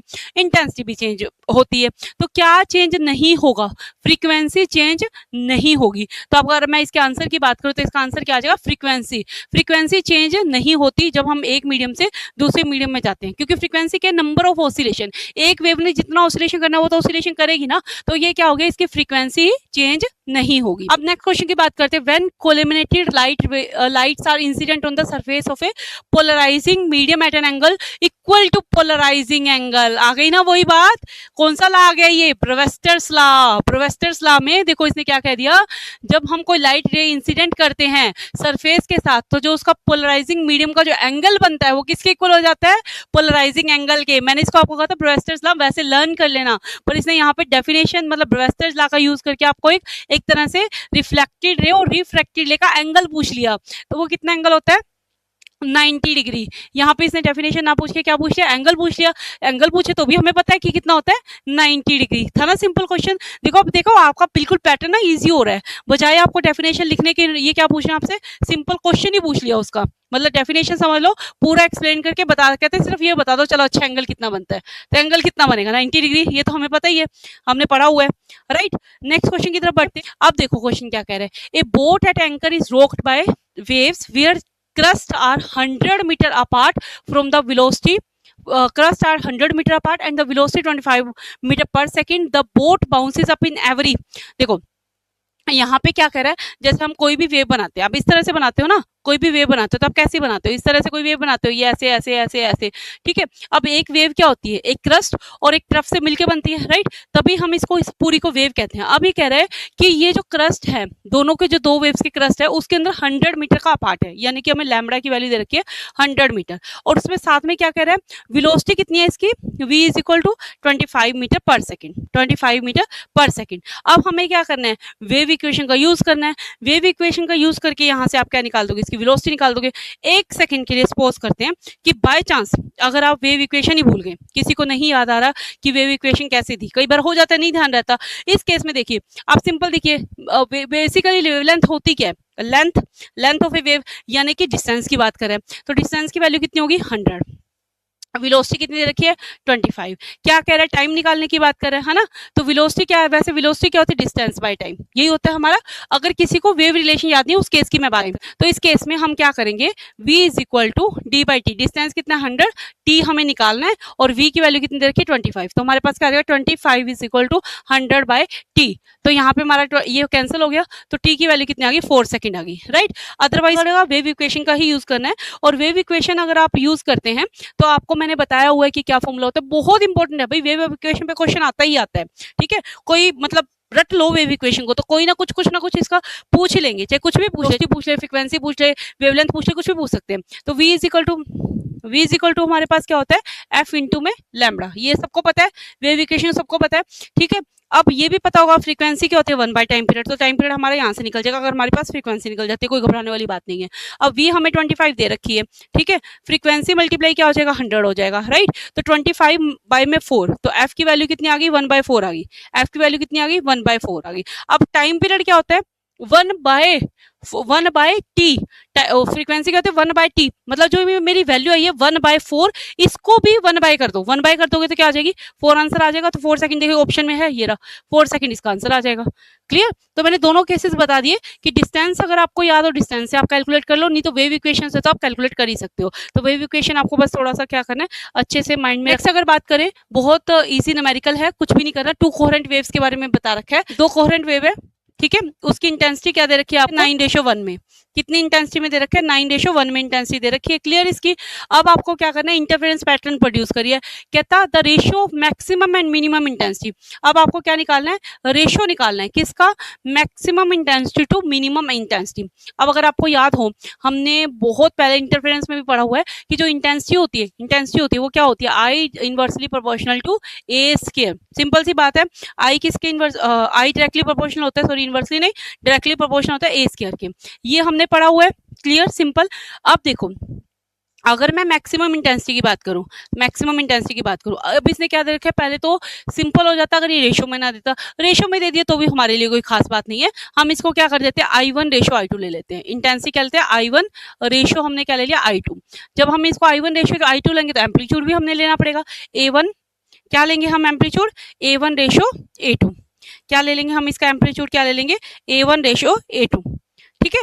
अब इसका एम्पलीट्यूड भी क्या हो जाएगा A1 रेशो A2 हो जाएगा। अब इसकी वैल्यू हमारे पास क्या दे रखी है 9:1 दे रखी है, राइट। पर ये तो क्या होते हैं, एम्पलीट्यूड तो स्क्वायर में होते हैं ना हमारे पास, इनका स्क्वायर होता है एम्पलीट्यूड का, एम्पलीट्यूड क्या होता है स्क्वायर। तो एम्पलीट्यूड की वैल्यू बेसिकली हमारे पास क्या है 3:1, क्योंकि 1 का स्क्वायर करोगे 1 ही हो जाएगा, 3 का स्क्वायर करोगे 9 हो जाएगा। क्लियर। अब हमारी अगर हम वैल्यू की बात करें, अगर I1 मैक्सिमम की बात करें तो हम जितने भी एम्पलीट्यूड है उसको प्लस कर देंगे। देखो एक वेव है, मान लो एक वेव इतनी सी है, दूसरी वेव इतनी सी है, तीसरी वेव इतनी सी है, राइट। तो अब एम्पलीट्यूड क्या होता है, ये डिस्टेंस। तो अगर आपको मैक्सिमम इंटेंसिटी चाहिए, इन सबको प्लस कर दो, तो हमें क्या करना है, A1 प्लस A2 करना है। तो यानी कि आई मैक्सिमम की अगर मैं वैल्यू की बात करूं, आई मैक्सिमम की अगर मैं वैल्यू की बात करूं, तो आई मैक्सिमम आपका कितना हो जाएगा, आई मैक्सिमम हो जाएगा आपका A1 प्लस A2 का whole square, A1 plus A2 का होल स्क्वायर। और आई मिनिमम की अगर मैं बात करूं, आई मिनिमम क्या हो जाएगा, दोनों को माइनस कर दो, दोनों को माइनस कर दो, A1 माइनस A2 का, A1 माइनस A2 का होल स्क्वायर, राइट। अब इन दोनों को ऐड करेंगे, कितना है, 9 प्लस 1 को मत कर देना, एम्पलीट्यूड को ऐड करना है, तो यानी 3 प्लस 1 होगा। तो 3 प्लस 1 कितना हो गया, 4, 4 का स्क्वायर कितना हो जाएगा, 16। क्लियर। अब इसका कितना हो जाएगा, A1 माइनस A2 यानी कि 2, 2 का स्क्वायर कितना हो जाएगा, 4, यानी 16:4। अब देखो इसने भी क्या कर रखा है, 4:1 में दे रखा है, तो आप कैंसिल कर दो, 4:1, एक ही बात है, एक ही बात है, 16:4, 4:1, एक ही बात है। इस तरह से आप इसको कैलकुलेट कर सकते हो। हुआ क्लियर? अच्छे थे क्वेश्चंस, इजी थे, समझ आए, थोड़ा कॉन्फिडेंस आया कि अगर हम एग्जाम को देंगे तो सिर्फ अगर हमने फॉर्मूलाज भी अच्छे से पढ़े हैं, इंपॉर्टेंट क्वेश्चन भी पढ़े हैं, तो हमारे चांसेस क्या हो जाएंगे, कि हम अच्छे से एग्जाम में क्लियर हो जाएंगे। अब आगे आपके 70 to 28, अब आपके क्या रहेंगे, 2 मार्क्स का एक क्वेश्चन बन जाएगा। ऐसा नहीं होगा कि लिखना होगा, नहीं, इसमें भी ऐसा नहीं है कि ट्रू फॉल्स पूछ लेंगे, किसी में मैच दे देंगे, किसी में फिलिंग द ब्लैंक्स, इस तरह के आपके क्वेश्चन रहेंगे। चलो हम देख ही लेते कैसे रहेंगे। अब देखिए, पहले कह रहा है read the passage given below and answer the question A and B आपको आंसर करना है। आपको पैसेज को अच्छे ढंग से रीड करके उसके अकॉर्डिंग आपको आंसर करना है इसका। देखो क्या कह रहा है, the first of thermodynamics assets the equivalence of heat and other forms of energy, how it fails. ये फर्स्ट लॉ के बारे में बता रहा है कि किस किस में फेल हो जाता है, इन चीजों में फेल हो जाता है। ये आप पढ़ लेना कि किस किस चीजों में ये क्या हो जाता है, फेल हो जाता है। उसके बाद तो हम बात करते हैं क्वेश्चन की, ये आपको पैराग्राफ रीड करना है, थोड़ा बहुत आपको इससे आइडिया मिलेगा कि क्या कहना चाह रहा है। उसके बाद इसका क्वेश्चन क्या है, हम मेन आते हैं क्वेश्चन के ऊपर। क्वेश्चन, पहला क्वेश्चन क्या कह रहा है, 17 का ए पार्ट क्या कहता है, हमें ये बोल रहा है the law of thermodynamics which forbids the conversion of heat 100% into the work is the. देखो टर्म्स बहुत मैटर करती है। अब कुछ बच्चे इसको ऐसे ना पढ़ ले कि ये यहाँ पे ये कहना चाह रहा है कि ऐसा कौन सा लॉ है जो ये बताता है कि 100% हीट में कन्वर्ट हो जाएगा। फॉरबिड का मतलब होता है नेगेटिव, मतलब ऐसा कौन सा लॉ है जो ये बताता है कि आप 100% हीट को 100% वर्क में कन्वर्ट नहीं कर सकते। उसका कहने का मतलब ये है कि 100% हीट में आप कन्वर्ट नहीं कर सकते। यानी कि मतलब मैंने किसी को कह दिया कि 100% आपको मैंने हीट दे दी, आप पूरी की पूरी हीट में क्या कर दो, ट्रांसफर कर दो, पॉसिबल नहीं है। क्योंकि जब भी आप, जैसे गर्म उबलती चाय है, अगर मैं किसी और बॉडी के अंदर, कोई और कप के अंदर उसको ट्रांसफर करूंगी, तो ट्रांसफर करते हुए भी थोड़ी सी वो ठंडी हो जाएगी, क्यों, उसकी हीट का लॉस हो जाएगा। सिमिलरली हम कभी भी हीट को, थर्मोडायनेमिक्स क्या कहता है, हम हीट को 100% वर्क में कन्वर्ट नहीं कर सकते। तो ऐसा कौन सा लॉ कहता है, ऐसा सेकंड लॉ कहता है। क्योंकि फर्स्ट लॉ तो हमारा क्या कहता है, फर्स्ट लॉ तो एनर्जी के बारे में बात करता है, energy can neither be created nor be destroyed, it can only change from one form to another form. तो हीट लॉस होने की बात कौन करता है, कि मतलब हीट को एनर्जी में 100 में 100% कन्वर्ट नहीं किया जाता है, ये कौन बनाता है, हमारा सेकंड लॉ। देखो कितना इजी हो गया, पहले क्या कहते थे, state first law, state second law. अब अगर आपको लॉ याद है, डेफिनेशन नहीं भी याद तो कंसेप्ट याद है, तो आप इसको लगा सकते हो, राइट, इजी हो गया ना। अब उसके बाद नेक्स्ट क्वेश्चन की बात करते हैं। नेक्स्ट क्वेश्चन हमारा क्या कह रहा है, क्लियर हो गया। तो इसका आंसर हमारा क्या हो जाएगा, इसका आंसर हो जाएगा हमारा सेकंड लॉ। ठीक है। अब अगर हम बात करते हैं नेक्स्ट क्वेश्चन की, नेक्स्ट क्वेश्चन हमारा कहता है विच of the following forms of energy is the most closely associated with heat. कहता एनर्जी हमें पता है कि हीट की फॉर्म में ही होती है, कौन सी एनर्जी मोस्ट क्लोजली आपकी क्या करेगी, एसोसिएटेड होगी, मतलब मोस्ट क्लोजली इसके साथ फिट बैठेगी, किसके साथ, आपकी हीट के साथ, मतलब जिसमें आप हीट को अच्छे से डिफाइन कर सको, ऐसी कौन सी एनर्जी होगी। क्लियर। तो अगर हम ऐसी एनर्जी की बात करें तो पहले तो ये चेक करो कि एनर्जी हमें दे कौन कौन सी रखी है, एनर्जी हमें कौन कौन सी दे रखी है। एनर्जी की अगर मैं बात करूँ तो हमें एनर्जी दी गई है potential energy, sound energy, magnetic energy और काइनेटिक एनर्जी। देखो अगर आपको एनर्जी की डेफिनेशन पता है ना, तो आपके लिए इसको सोल्व करना ईजी हो जाएगा। कैसे, क्योंकि अगर मैं एनर्जी की बात करूँ तो बहुत ज्यादा हीट कहाँ पे होगी, जहाँ पे मोशन होगा। मोशन कौन सी एनर्जी में होता है, काइनेटिक एनर्जी में। ऐसे तो पोटेंशियल एनर्जी में भी होता है, पर पोटेंशियल एनर्जी में पार्टिकल्स का मोशन की वजह से हीट नहीं प्रोड्यूस हो रहा है ना। पोटेंशियल एनर्जी किसको ज्यादा डिफाइन करती है, हाइट को ज्यादा डिफाइन करती है, ग्रेविटी को डिफाइन करती है ना। पोटेंशियल एनर्जी किसको डिफाइन करती है, हाइट को, क्योंकि पोटेंशियल एनर्जी क्या होती है, mgh। तो यहाँ पे ग्रेविटी को, हाइट को, मास को डिफाइन करते हैं, हीट का इसमें रोल नहीं है। मैग्नेटिक एनर्जी की बात करूँ तो मैग्नेटिक एनर्जी में हम ज्यादातर मैग्नेट्स की बात करते हैं, सिंपल लैंग्वेज समझा रही हूँ। साउंड एनर्जी की बात करूँ तो वाइब्रेशन की बात करते हैं, पर एक मीडियम से दूसरे मीडियम में जाते हो पार्टिकल्स की वाइब्रेशन की बात करते हैं। बट अगर मैं काइनेटिक एनर्जी की बात करूं तो काइनेटिक एनर्जी तो है ही क्या, काइनेटिक एनर्जी तो आपकी है ही क्या, काइनेटिक एनर्जी है आपकी 1/2 mv², v² यानी कि वेलोसिटी आ रही है आपकी क्या है 1/2 mv², v² यानी कि आपकी क्या आ रही है यहाँ पे, वेलोसिटी आ रही है। जहाँ वेलोसिटी यानी मोशन, मोशन यानी कि हीट बहुत ज्यादा होगा, कोलिजन भी हो सकता है। तो आपकी कौन सी एनर्जी हीट से ज्यादा रिलेट करती है, काइनेटिक एनर्जी। क्लियर हुआ? तो थोड़ा बहुत अगर आपको कंसेप्ट पता है तो आप समझ पाओगे इसको। तो कौन सी एनर्जी आपको किससे रिलेट करिए, हीट से। कौन सी एनर्जी सबसे ज्यादा रिलेट करिए, आपकी हीट से रिलेट करिए, काइनेटिक एनर्जी। क्लियर हुआ? अब उसके बाद नेक्स्ट क्वेश्चन की अगर हम बात करें, नेक्स्ट क्वेश्चन हमारा कहता है complete the sentence using the option given in the bracket below. अब वही आ गया, फिलअप्स आ गए, आपको कंप्लीट करनी है। The electromagnetic radiation which have wavelength shorter than the X ray, X ray से शॉर्टर वेवलेंथ बतानी है, एक्सरे से शॉर्टर वेवलेंथ बतानी है। ये मैंने आपको एक लर्न करवाया था एक ट्रिक के थ्रू। तो एक्सरे से छोटी कौन सी होती है, आपकी गामा रेज, जगह आपका गामा रेज। कौन सी रेज छोटी होती है, gamma rays. Infrared are also called heat rays. कौन सी रेज कहते हैं इंफ्रारेड रेडिएशंस को, हीट रेज बोला जाता है। तो ये थोड़ा सा आपने जब रेडिएशन पढ़ी होगी तो वहां पे अच्छे से पढ़ा होगा। ये तो बेसिक से क्वेश्चन है, आप वहां से इसको लर्न कर सकते हो, रेडिएशन का और इन चीजों का आप इनको क्वेश्चंस को देख सकते हो। ठीक है, उसके बाद नेक्स्ट क्वेश्चन की अगर हम बात करें, read the given passage and answer the following. ये आपको पैसेज पढ़ना पड़ेगा। मैं सिर्फ क्वेश्चंस पे आती हूँ। ये पैसेज है न्यूक्लियर रिएक्शन के बारे में। जो न्यूक्लियर होते हैं वो रिएक्टेंट के इंटरेक्ट करते हैं each other and result the formation of new element. ये हमने न्यूक्लियर के चैप्टर में पढ़ा है कि जब दो एटम्स आपस में टकराएंगे, जब दो न्यूक्लियर आपस में टकराएंगे तो वहां पे क्या होगा, एक्सोथर्मिक एंडोथर्मिक रिएक्शंस वगैरह, ये सारा पढ़ा हुआ है। तो वो आप इसको अच्छे से पढ़ लेना, पैराग्राफ को आपको रीड करना है एग्जाम के अंदर। मैं क्वेश्चन पे आती हूँ क्योंकि हमने कंसेप्ट तो पढ़ा हुआ है, तो हम क्वेश्चन की बात करते हैं ज़्यादा टाइम ना वेस्ट करते हुए। तो क्वेश्चन क्या कहते हैं, which of the following particle is the best projectile to trigger the nuclear reaction. देखो न्यूक्लियर रिएक्शन को इसको ट्रिगर करना है, इसे नंबर ऑफ पार्टिकल्स दे दिए। ठीक है, अब मोस्टली बच्चे क्या करते हैं, क्योंकि हाइड्रोजन और हीलियम का न्यूक्लियर रिएक्शन के अंदर उनके दिमाग में होता है कि कहीं ना कहीं हाइड्रोजन और हीलियम इसका आंसर हो सकता है। नहीं, इसने कहा है कि कौन सा ऐसा पार्टिकल है जो न्यूक्लियर रिएक्शन को ट्रिगर करेगा। ट्रिगर कौन करेगा, जिसके ऊपर चार्ज नहीं होगा, क्योंकि न्यूक्लियस क्या है, खुद पॉजिटिवली चार्ज है। न्यूक्लियस क्या है, यहाँ बैठा न्यूक्लियस, यहाँ बैठा सेंटर के अंदर, और उसके ऊपर यहाँ पे इलेक्ट्रॉन तो बाहर रिवॉल्व कर रहे हैं। ठीक है, अब यहाँ न्यूक्लियस के ऊपर कौन सा चार्ज है, पॉजिटिव चार्ज। अगर आप कोई पॉजिटिव चार्ज अल्फा पार्टिकल या पॉजिटिव चार्ज के पास लेके आओगे तो रिपल्शन होगी। हमें तो इसको ट्रिगर करवाना है। ट्रिगर करवाने के लिए हमें ऐसा कुछ लेना पड़ेगा जिसके पास चार्ज ना हो। तो चार्ज ना होने वाला यहाँ पे क्या दिख रहा है, हमें न्यूट्रॉन। तो रिएक्शन आपकी किससे फास्ट हो जाएगी, न्यूट्रॉन से आपकी रिएक्शन क्या हो जाएगी, इसमें फास्ट हो जाएगी। क्लियर हुआ? तो इसका आंसर क्या आ जाएगा, D. Concept clear? Okay fine. तो नेक्स्ट क्वेश्चन की बात करते हैं। नेक्स्ट क्वेश्चन क्या कहता है हमारा, देखो नेक्स्ट क्वेश्चन क्या कह रहा है, विच of the following energy value of neutron can fees. वही आ गया ना, देखो इसने खुद ही आंसर दे दिया कि न्यूट्रॉन इसके अंदर क्या करता है, आपका फिजन रिएक्शन में हेल्प करता है एक तरह से, अगर आपको थोड़ा ध्यान हो पढ़ना हो तो आपने। अब इसके अंदर रिएक्शन के अंदर एनर्जी वैल्यू कितनी होनी चाहिए चैन रिएक्शन में, किसकी चैन रिएक्शन करवा रहे हैं, यूरेनियम की। तो आपको मैंने बताया था इसकी एनर्जी कितनी होती है, अराउंड 0.25 इलेक्ट्रॉन वोल्ट होती है। कितनी एनर्जी होती है, 0.25 इलेक्ट्रॉन वोल्ट। तो देखो वो तो इसने ऑप्शन में दे नहीं सकता कि क्या नहीं दे रखा आपका, 0.25 तो दे नहीं रखा। तो उससे लेस देन, देखो ये ना आंसर, लेस देन 0.1, तो 0.25 है ना, 0.25 EV, तो लेस क्या है 0.1 वोल्ट से, तो आपका आंसर क्या आ जाएगा, 0.1 वोल्ट आ जाएगा।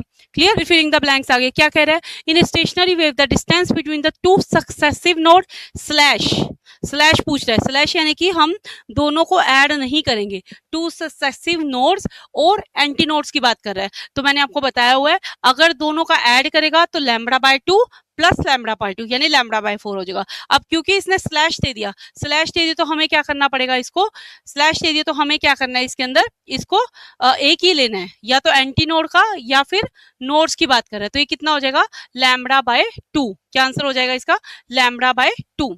यहाँ पे क्या आ जाएगा, λ/2। अगर ये एंड लिख देता, यहाँ पे एंड लिख देता तो हम ऐड कर देते, तो हमारा क्या हो जाता है, λ/2 प्लस λ/2 λ/4 हो जाता। ठीक है, अब क्या कह रहा है, नेक्स्ट क्वेश्चन क्या कह रहा है, sonar system use dash waves for their operation. कौन सी यूज कहते हैं, पहले सोनर की डेफिनेशन देख लेते हैं, sound, navigation and ranging system. क्या होता है, sound, navigation and ranging system. कई बार इसकी फुल फॉर्म पूछ लिया जाता है, अब इसे नहीं पूछी तो इसके अंदर हम किसका यूज करते हैं, अल्ट्रावायलेट रेज का यूज करते हैं। क्यों यूज होता है वो आपको पता होगा कि सबमरीन्स वगैरह होती है, वो आसपास ना आ जाए तो अल्ट्रावायलेट रेज क्या होती है, उसको डिटेक्ट कर लेती है कि कोई हमारे आके नुकसान ना पहुंचाए, तो अल्ट्रावायलेट रेज से डिटेक्ट करके वो पानी के अंदर दूर से इनको क्या कर देते हैं, अपने दुश्मनों को खत्म कर देते हैं। क्लियर? नेक्स्ट क्वेश्चन आपका 21 क्वेश्चन में मैच करना है फॉलोइंग को, आपका करेक्ट सीक्वेंस के अंदर आपको इसको मैच करना है कि दो सर्किट दिए हैं तो कौन सा सर्किट क्या रिप्रेजेंट करता है, आपको इसको इसको इस तरह से मैच करना है। तो आप देखिए सर्किट अभी मैं आपको अगर याद हो, अगर आप ध्यान से वीडियो देखे तो मैंने अभी ऊपर आपको बताया था कि इस तरह से अगर आपका सर्किट कनेक्ट है तो ये किसमें कनेक्ट है, सीरीज में है, पैरेलल में है, या कोई ब्रिज बना हुआ है। ऑब्वियस सी बात है ब्रिज तो बना ही नहीं हुआ, सिंपल ही दिख रहा है एक लाइन में कनेक्ट है, लाइन में कनेक्ट है तो सीरीज में कनेक्ट है। ये अगर मैं इसकी बात करूं तो आप बोलोगे मैम ये सीरीज में है, पर यहाँ पे हमें क्या देखना पड़ेगा, ये सर्किट ये रेजिस्टेंस भी है, ये रेजिस्टेंस भी है, तो हम यहाँ पे किसको किस तरह से रिप्रेजेंट करेंगे, पैरेलल की तरह। तो ये किस पे प्रेजेंट है, पैरेलल पे, ठीक है। और व्हीटस्टोन ब्रिज तो बनते ही नहीं, व्हीटस्टोन ब्रिज तो कुछ इस तरह से बनता है आपका, तो ऐसा सर्किट तो बन ही नहीं रहा, तो व्हीटस्टोन ब्रिज तो होगा ही नहीं। तो इसका आंसर क्या आ जाएगा, फर्स्ट का आंसर आ जाएगा सीरीज, सेकंड का आंसर क्या आ जाएगा, पैरेलल। क्लियर हुआ था, सिंपल सा क्वेश्चन था, राइट। अब हम बात करते हैं हमारे नेक्स्ट क्वेश्चन की, नेक्स्ट क्वेश्चन पे चलते हैं। नेक्स्ट क्वेश्चन क्या है, फिल इन द ब्लैंक्स आपको करने हैं, ठीक है। In a purely capacitive circuit the current lead the voltage in the phase by an angle, कितने एंगल से होता है वो आपको बताना है। ये एंगल कितना होगा आपका 90 डिग्री। और प्योरली इंडक्टिव सर्किट की अगर हम बात करेंगे तो उसके अंदर जो एवरेज पावर डिसिपेटेड होती है वो आपकी किसके इक्वल होती है, जीरो के इक्वल होती है। किसके इक्वल होती है, आपकी जीरो के इक्वल होती है। क्लियर हुआ, तो यहाँ पे आंसर क्या आ जाएगा, जीरो आ जाएगा, सेकंड का और फर्स्ट का 90 आ जाएगा। नेक्स्ट क्या कह रहे हैं, मैच करने, आपको इसमें कुछ मैच करने वाली बात ही नहीं है, सिंपल सा है। मैंने अभी आपको चारों के चारों फॉर्मूला बताए थे, अगर आपने ध्यान से सुना होगा तो आपको याद भी होगा। क्या बताया था मैंने, आपका जो रेनबो बनता है, रेनबो किससे बनता है, व्हाइट लाइट से बनता है। तो व्हाइट लाइट हमें कहाँ देखने को मिलती है, डिस्पर्जन के अंदर देखने को मिलती है। Blue colour of the sky मैंने भी बताया था, blue colour of the light किससे बनता है, आपका स्केटिंग से बनता है। बहुत बच्चे कंफ्यूज हो जाते हैं, ब्लू कलर को भी डिस्पर्जन लिख देते हैं, डिस्पर्जन नहीं होता। देखो एक ही कलर मिल रहा है, एक कलर तो व्हाइट लाइट से तो मिलेगा नहीं, तो व्हाइट डिस्पर्जन, प्रिज्म में ना हमें 7 कलर दिखते हैं, तो प्रिज्म की वजह से ही हमारे पास एक तरह से रेनबो बनता है। क्योंकि आपने पढ़ा होगा ना कि एक रेन ड्रॉप होती है, वो क्या काम करती है, प्रिज्म की तरह काम करती है, तो उससे सारी व्हाइट लाइट स्प्रेड हो जाती है। तो ऑब्वियस सी बात है कौन सा फिनोमेना है, डिस्पर्जन का फिनोमेना है। स्केटिंग में हमें एक ही कलर मिलता है, तो यहाँ पे आपका ब्लू कलर ऑफ स्काई क्या हो जाएगा, आपका blue colour of sky skating का फिनोमेना हो जाएगा। क्लियर हुआ, की बात करते हैं। नीचे इसके आंसर आपके हिंदी में भी, तो आप उसको हिंदी में भी पढ़ सकते हो, कोई डिफिकल्टी वाली बात नहीं है। Write true for the correct statement, false for the incorrect statement. Superposition of two light waves coming from two coherent sources produce a fringes pattern in which the central maximum is twice. हमने पढ़ा हुआ है कि जब हम interference pattern देखते हैं तो उसमें ब्लैक व्हाइट इस तरह की फ्रिंजेस बनती है, मतलब एक डार्क लाइट फ्रिंजेस बनती है, पर जो उसका सेंट्रल मैक्सिमम होता है वो उसकी विड्थ क्या होती है, ट्वाइस होती है। तो ये बिल्कुल, ये स्टेटमेंट बिल्कुल सही है, करेक्ट है स्टेटमेंट। नेक्स्ट क्या कहता है, Huygens wave theory explain the various optical phenomena. बिल्कुल बात सही है, क्योंकि न्यूटन ने किसके बारे में बताया था, पार्टिकल नेचर को बताया था। हाइजन किसको लेके आया था, वेव थ्योरी को। तो सबसे पहले हाइजन ने तो बताया था कि वेव फ्रंट की फॉर्म में होती है लाइट, वेव्स की तरह भी एक्ट करती है, तो ये किसने बताया था, हाइजन से। तो वेव फ्रंट का फिनोमेना किसने एक्सप्लेन किया, आपका हाइजन ने एक्सप्लेन किया था। तो दोनों स्टेटमेंट क्या हो जाएगी, आपकी ट्रू हो जाएगी। पे चलते हैं, उसमें क्या क्या है कि हमें मैच द फॉलोइंग करने हैं, मतलब हमने क्या करना है, इन सबको क्या करना है, मैच करना है। मैच करने के लिए देखिए सबसे पहले क्या, वेव नंबर का फॉर्मूला पता होना चाहिए। वेव नंबर का आपको पता है फॉर्मूला क्या, कांस्टेंट आर बाय में क्या होगा, 1/n1 का स्क्वायर माइनस 1/n2 का स्क्वायर। यही होता है हमारा फॉर्मूला, यही होता है 1/n1 का स्क्वायर माइनस 1/n2 का स्क्वायर। अब मैंने क्या बताया था, n1 क्या होता है, लोअर एनर्जी लेवल, जहां पर इलेक्ट्रॉन को जंप करके आना है, और n2 क्या होता है, आपका हायर एनर्जी लेवल। सिंपल है, कुछ भी नहीं है इस फॉर्मूले में, ठीक है। अब ये हमारा, मैंने आपको इसके लिए ट्रिक बताई थी कि आपकी n1 की वैल्यू 1 कब होगी, n2 की वैल्यू 2 कब होगी, 3 कब होगी, 4 कब होगी, एंड सो ऑन। क्योंकि n2 तो हमें नहीं पता ना इलेक्ट्रॉन कहाँ से जंप करके आएगा।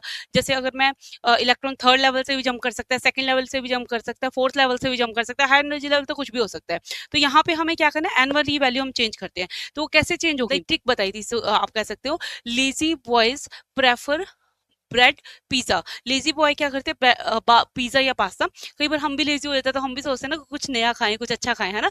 तो उसमें आपको मैंने ट्रिक बताई हुई है, इसके अंदर क्या ट्रिक थी आपकी, लेजी बॉयज प्रेफर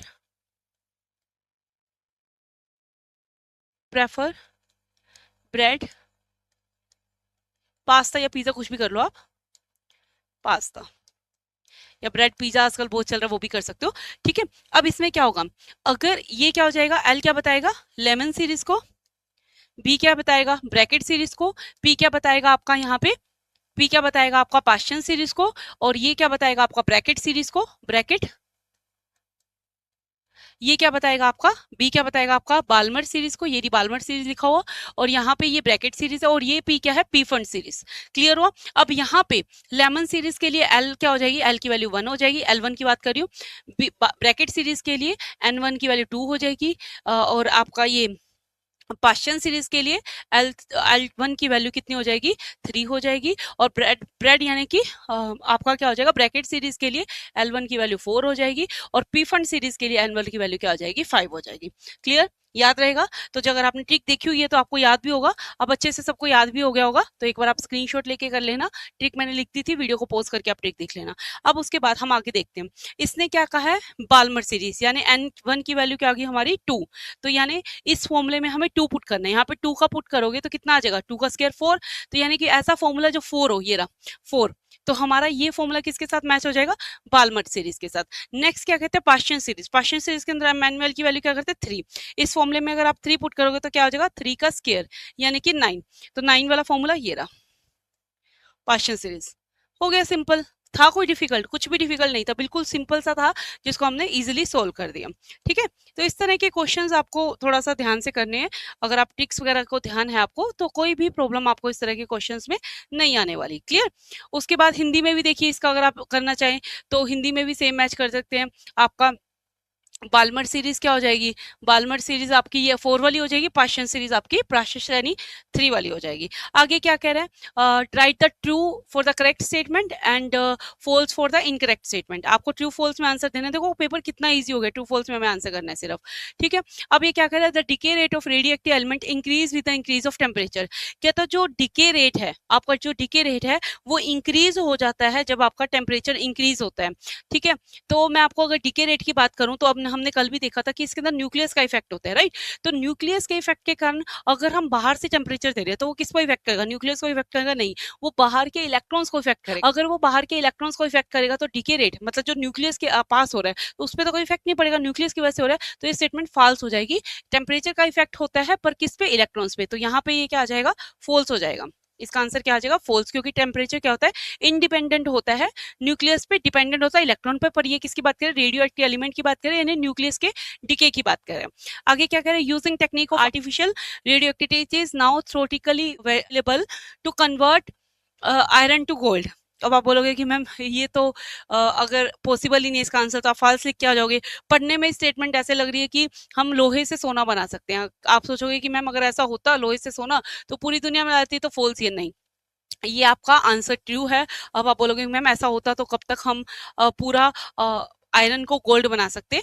हाँ, ये है कि ये प्रैक्टिकली पॉसिबल नहीं है क्योंकि इसके अंदर बहुत ज्यादा एनर्जी की जरूरत चाहिए। अब आपको पता है कि जो आयरन है उसका एटॉमिक नंबर कितना 6 और AU गोल्ड का कितना होता है 79। अगर आप कुछ ऐसा कर दो, इतने नंबर ऑफ प्रोटॉन्स इसके अंदर डाल दो, इतने नंबर ऑफ प्रोटॉन्स इसके अंदर डाल दो कि इसका पहली बात तो ये एटॉमिक नंबर क्या हो जाए 79 हो जाए। और एक तरह से ये पॉसिबल हो सकता है पर इसके अंदर बहुत ज़्यादा एनर्जी की, बहुत ज़्यादा एक्सपेंसेस की रिक्वायरमेंट है, तब आप आयरन को गोल्ड में कन्वर्ट कर सकते हो। तो प्रैक्टिकल लाइफ में अगर हम सोचे तो ये पॉसिबल नहीं है, पर हाँ ऐसा हो सकता है, तो हम नो नहीं कह सकते इस स्टेटमेंट को। क्लियर हुआ? ठीक है, तो जल्दी जल्दी करते हैं ताकि हमारी वीडियो भी ज़्यादा लेंथी ना रहे। अब मैं आपको कुछ चीज़ें समझाती गई हूँ, फटाफट से हम आगे वाली चीज़ें भी देख लेते हैं। क्लियर हुआ? तो इसका आंसर क्या आ जाएगा आपका, गोल्ड वाले का ट्रू आ जाना है। आपको क्या कह रहा है, upper fix point on the kelvin scale. ये मैंने आपको बताया, अपर फिक्स पॉइंट जब केल्विन स्केल की बात करते हैं तो किससे मैच करता है, आपके ट्रिपल पॉइंट से। किससे मैच करता है, triple point of the water से।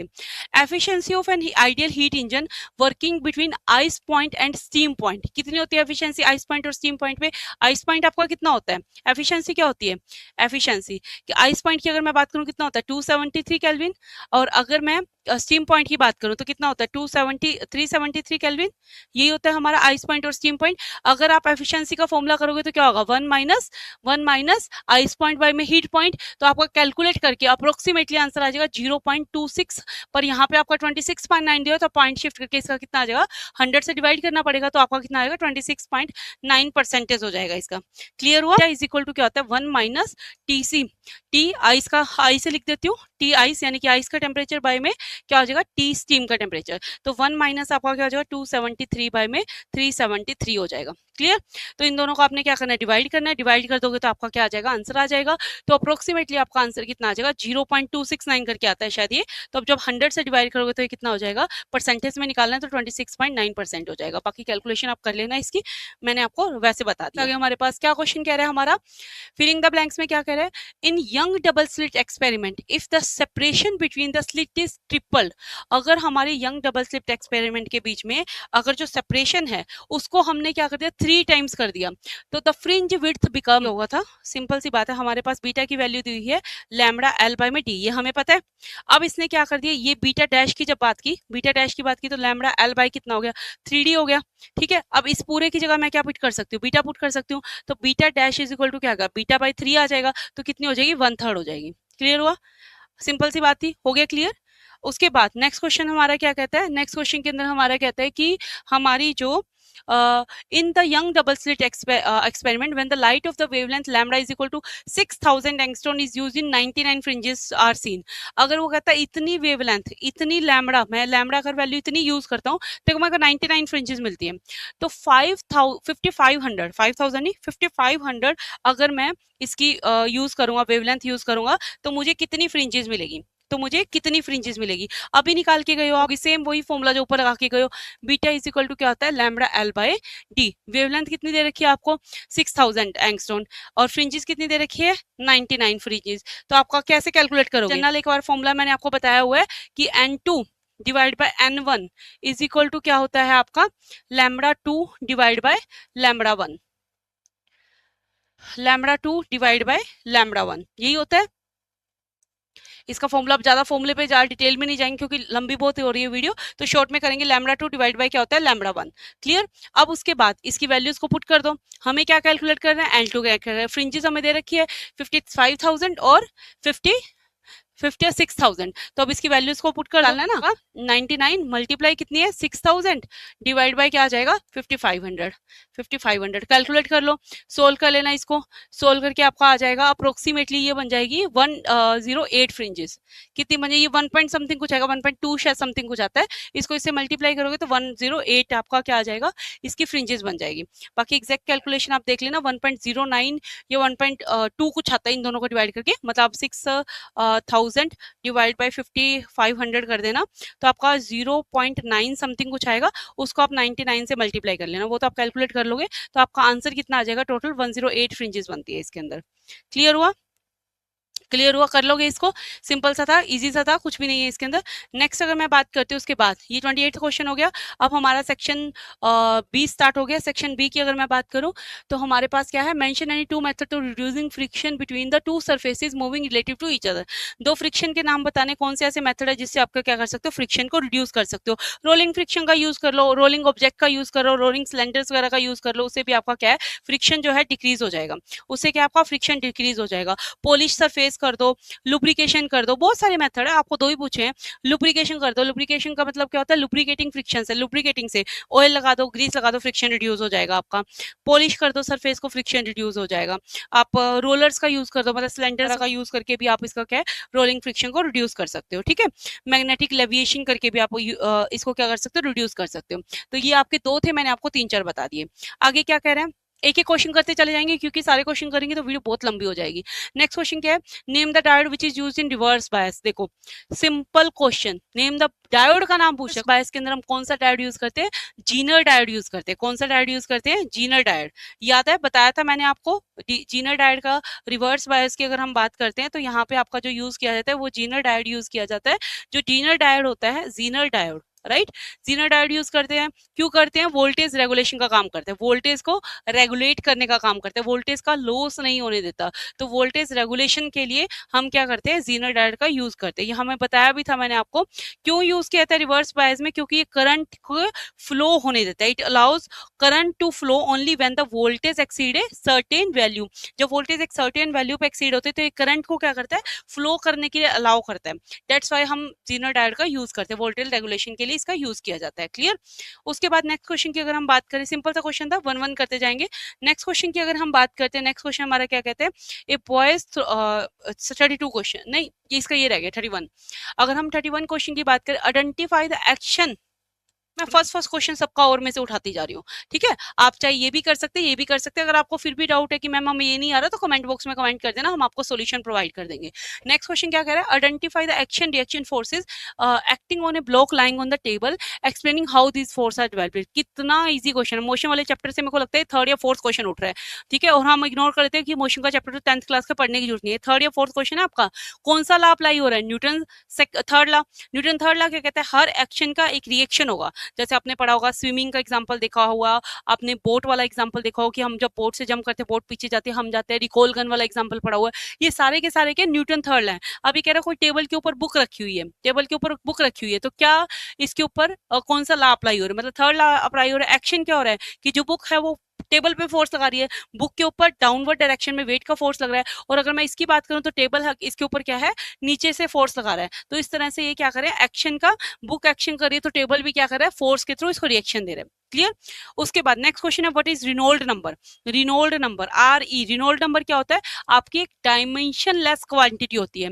क्या क्वांटिटी होती है, डायमेंशन लेस क्वांटिटी होती है, उसको हम क्या बोलते हैं, रिनोल्ड नंबर बोलते हैं। अब ये कहता है how does it help us to decide the nature of flow. कैसे डिसाइड करते हैं कि कौन सा नेचर ऑफ फ्लो होगा। देखो इसकी डिसाइड हम थे, या तो इसकी वैल्यू 2000 से 2000 से क्या होनी चाहिए, लेस होनी चाहिए। वैल्यू ग्रेटर देन 4000 है।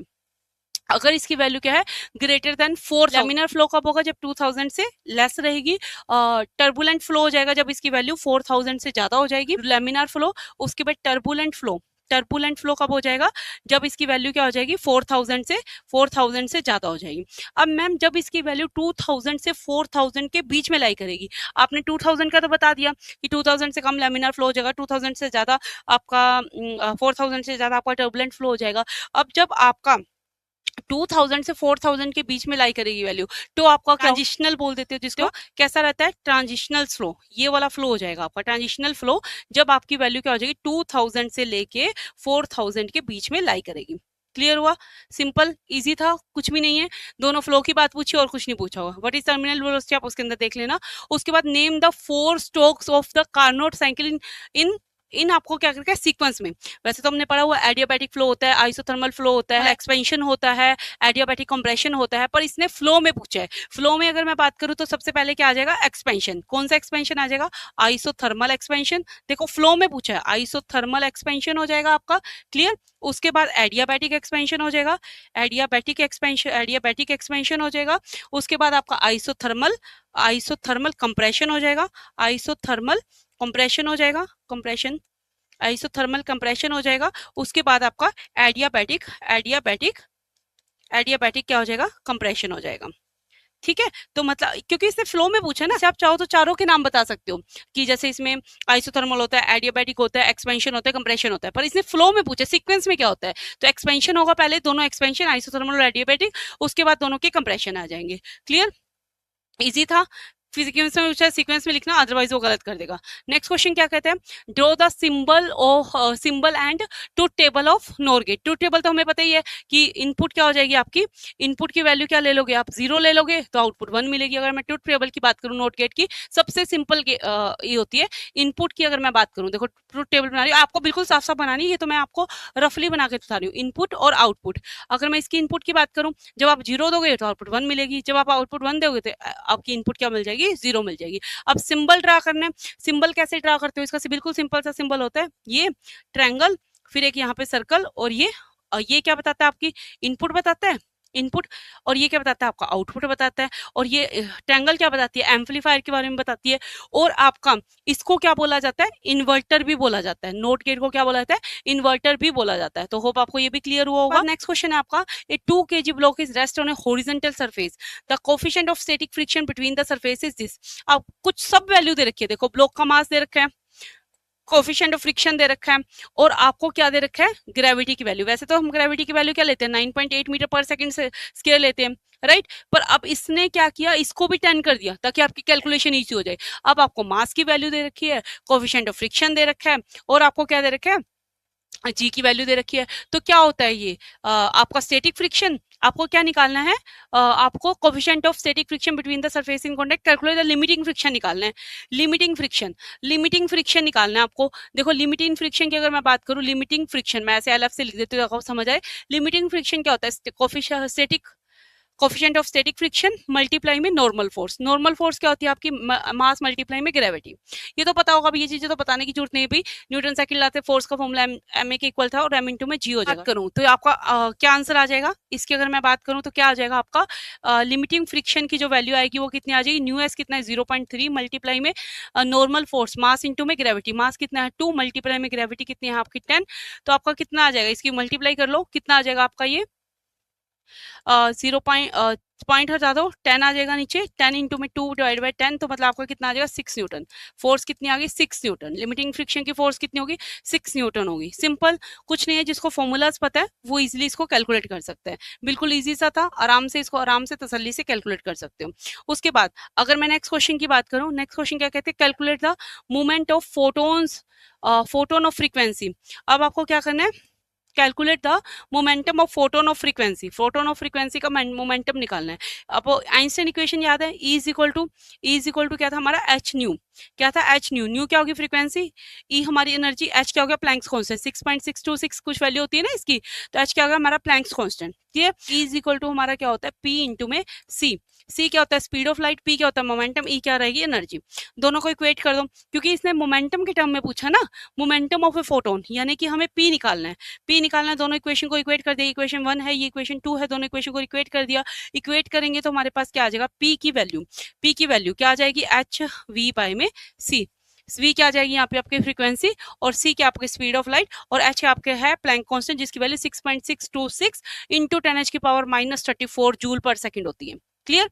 बात करते हैं क्वेश्चन नंबर 37 की। क्वेश्चन नंबर 37 के लिए एक बड़ा सा डायग्राम बनेगा जो कि मैं आपको मैम ऐड कर देंगे आपका डायग्राम, ताकि आप उसको देख के समझ पाओ।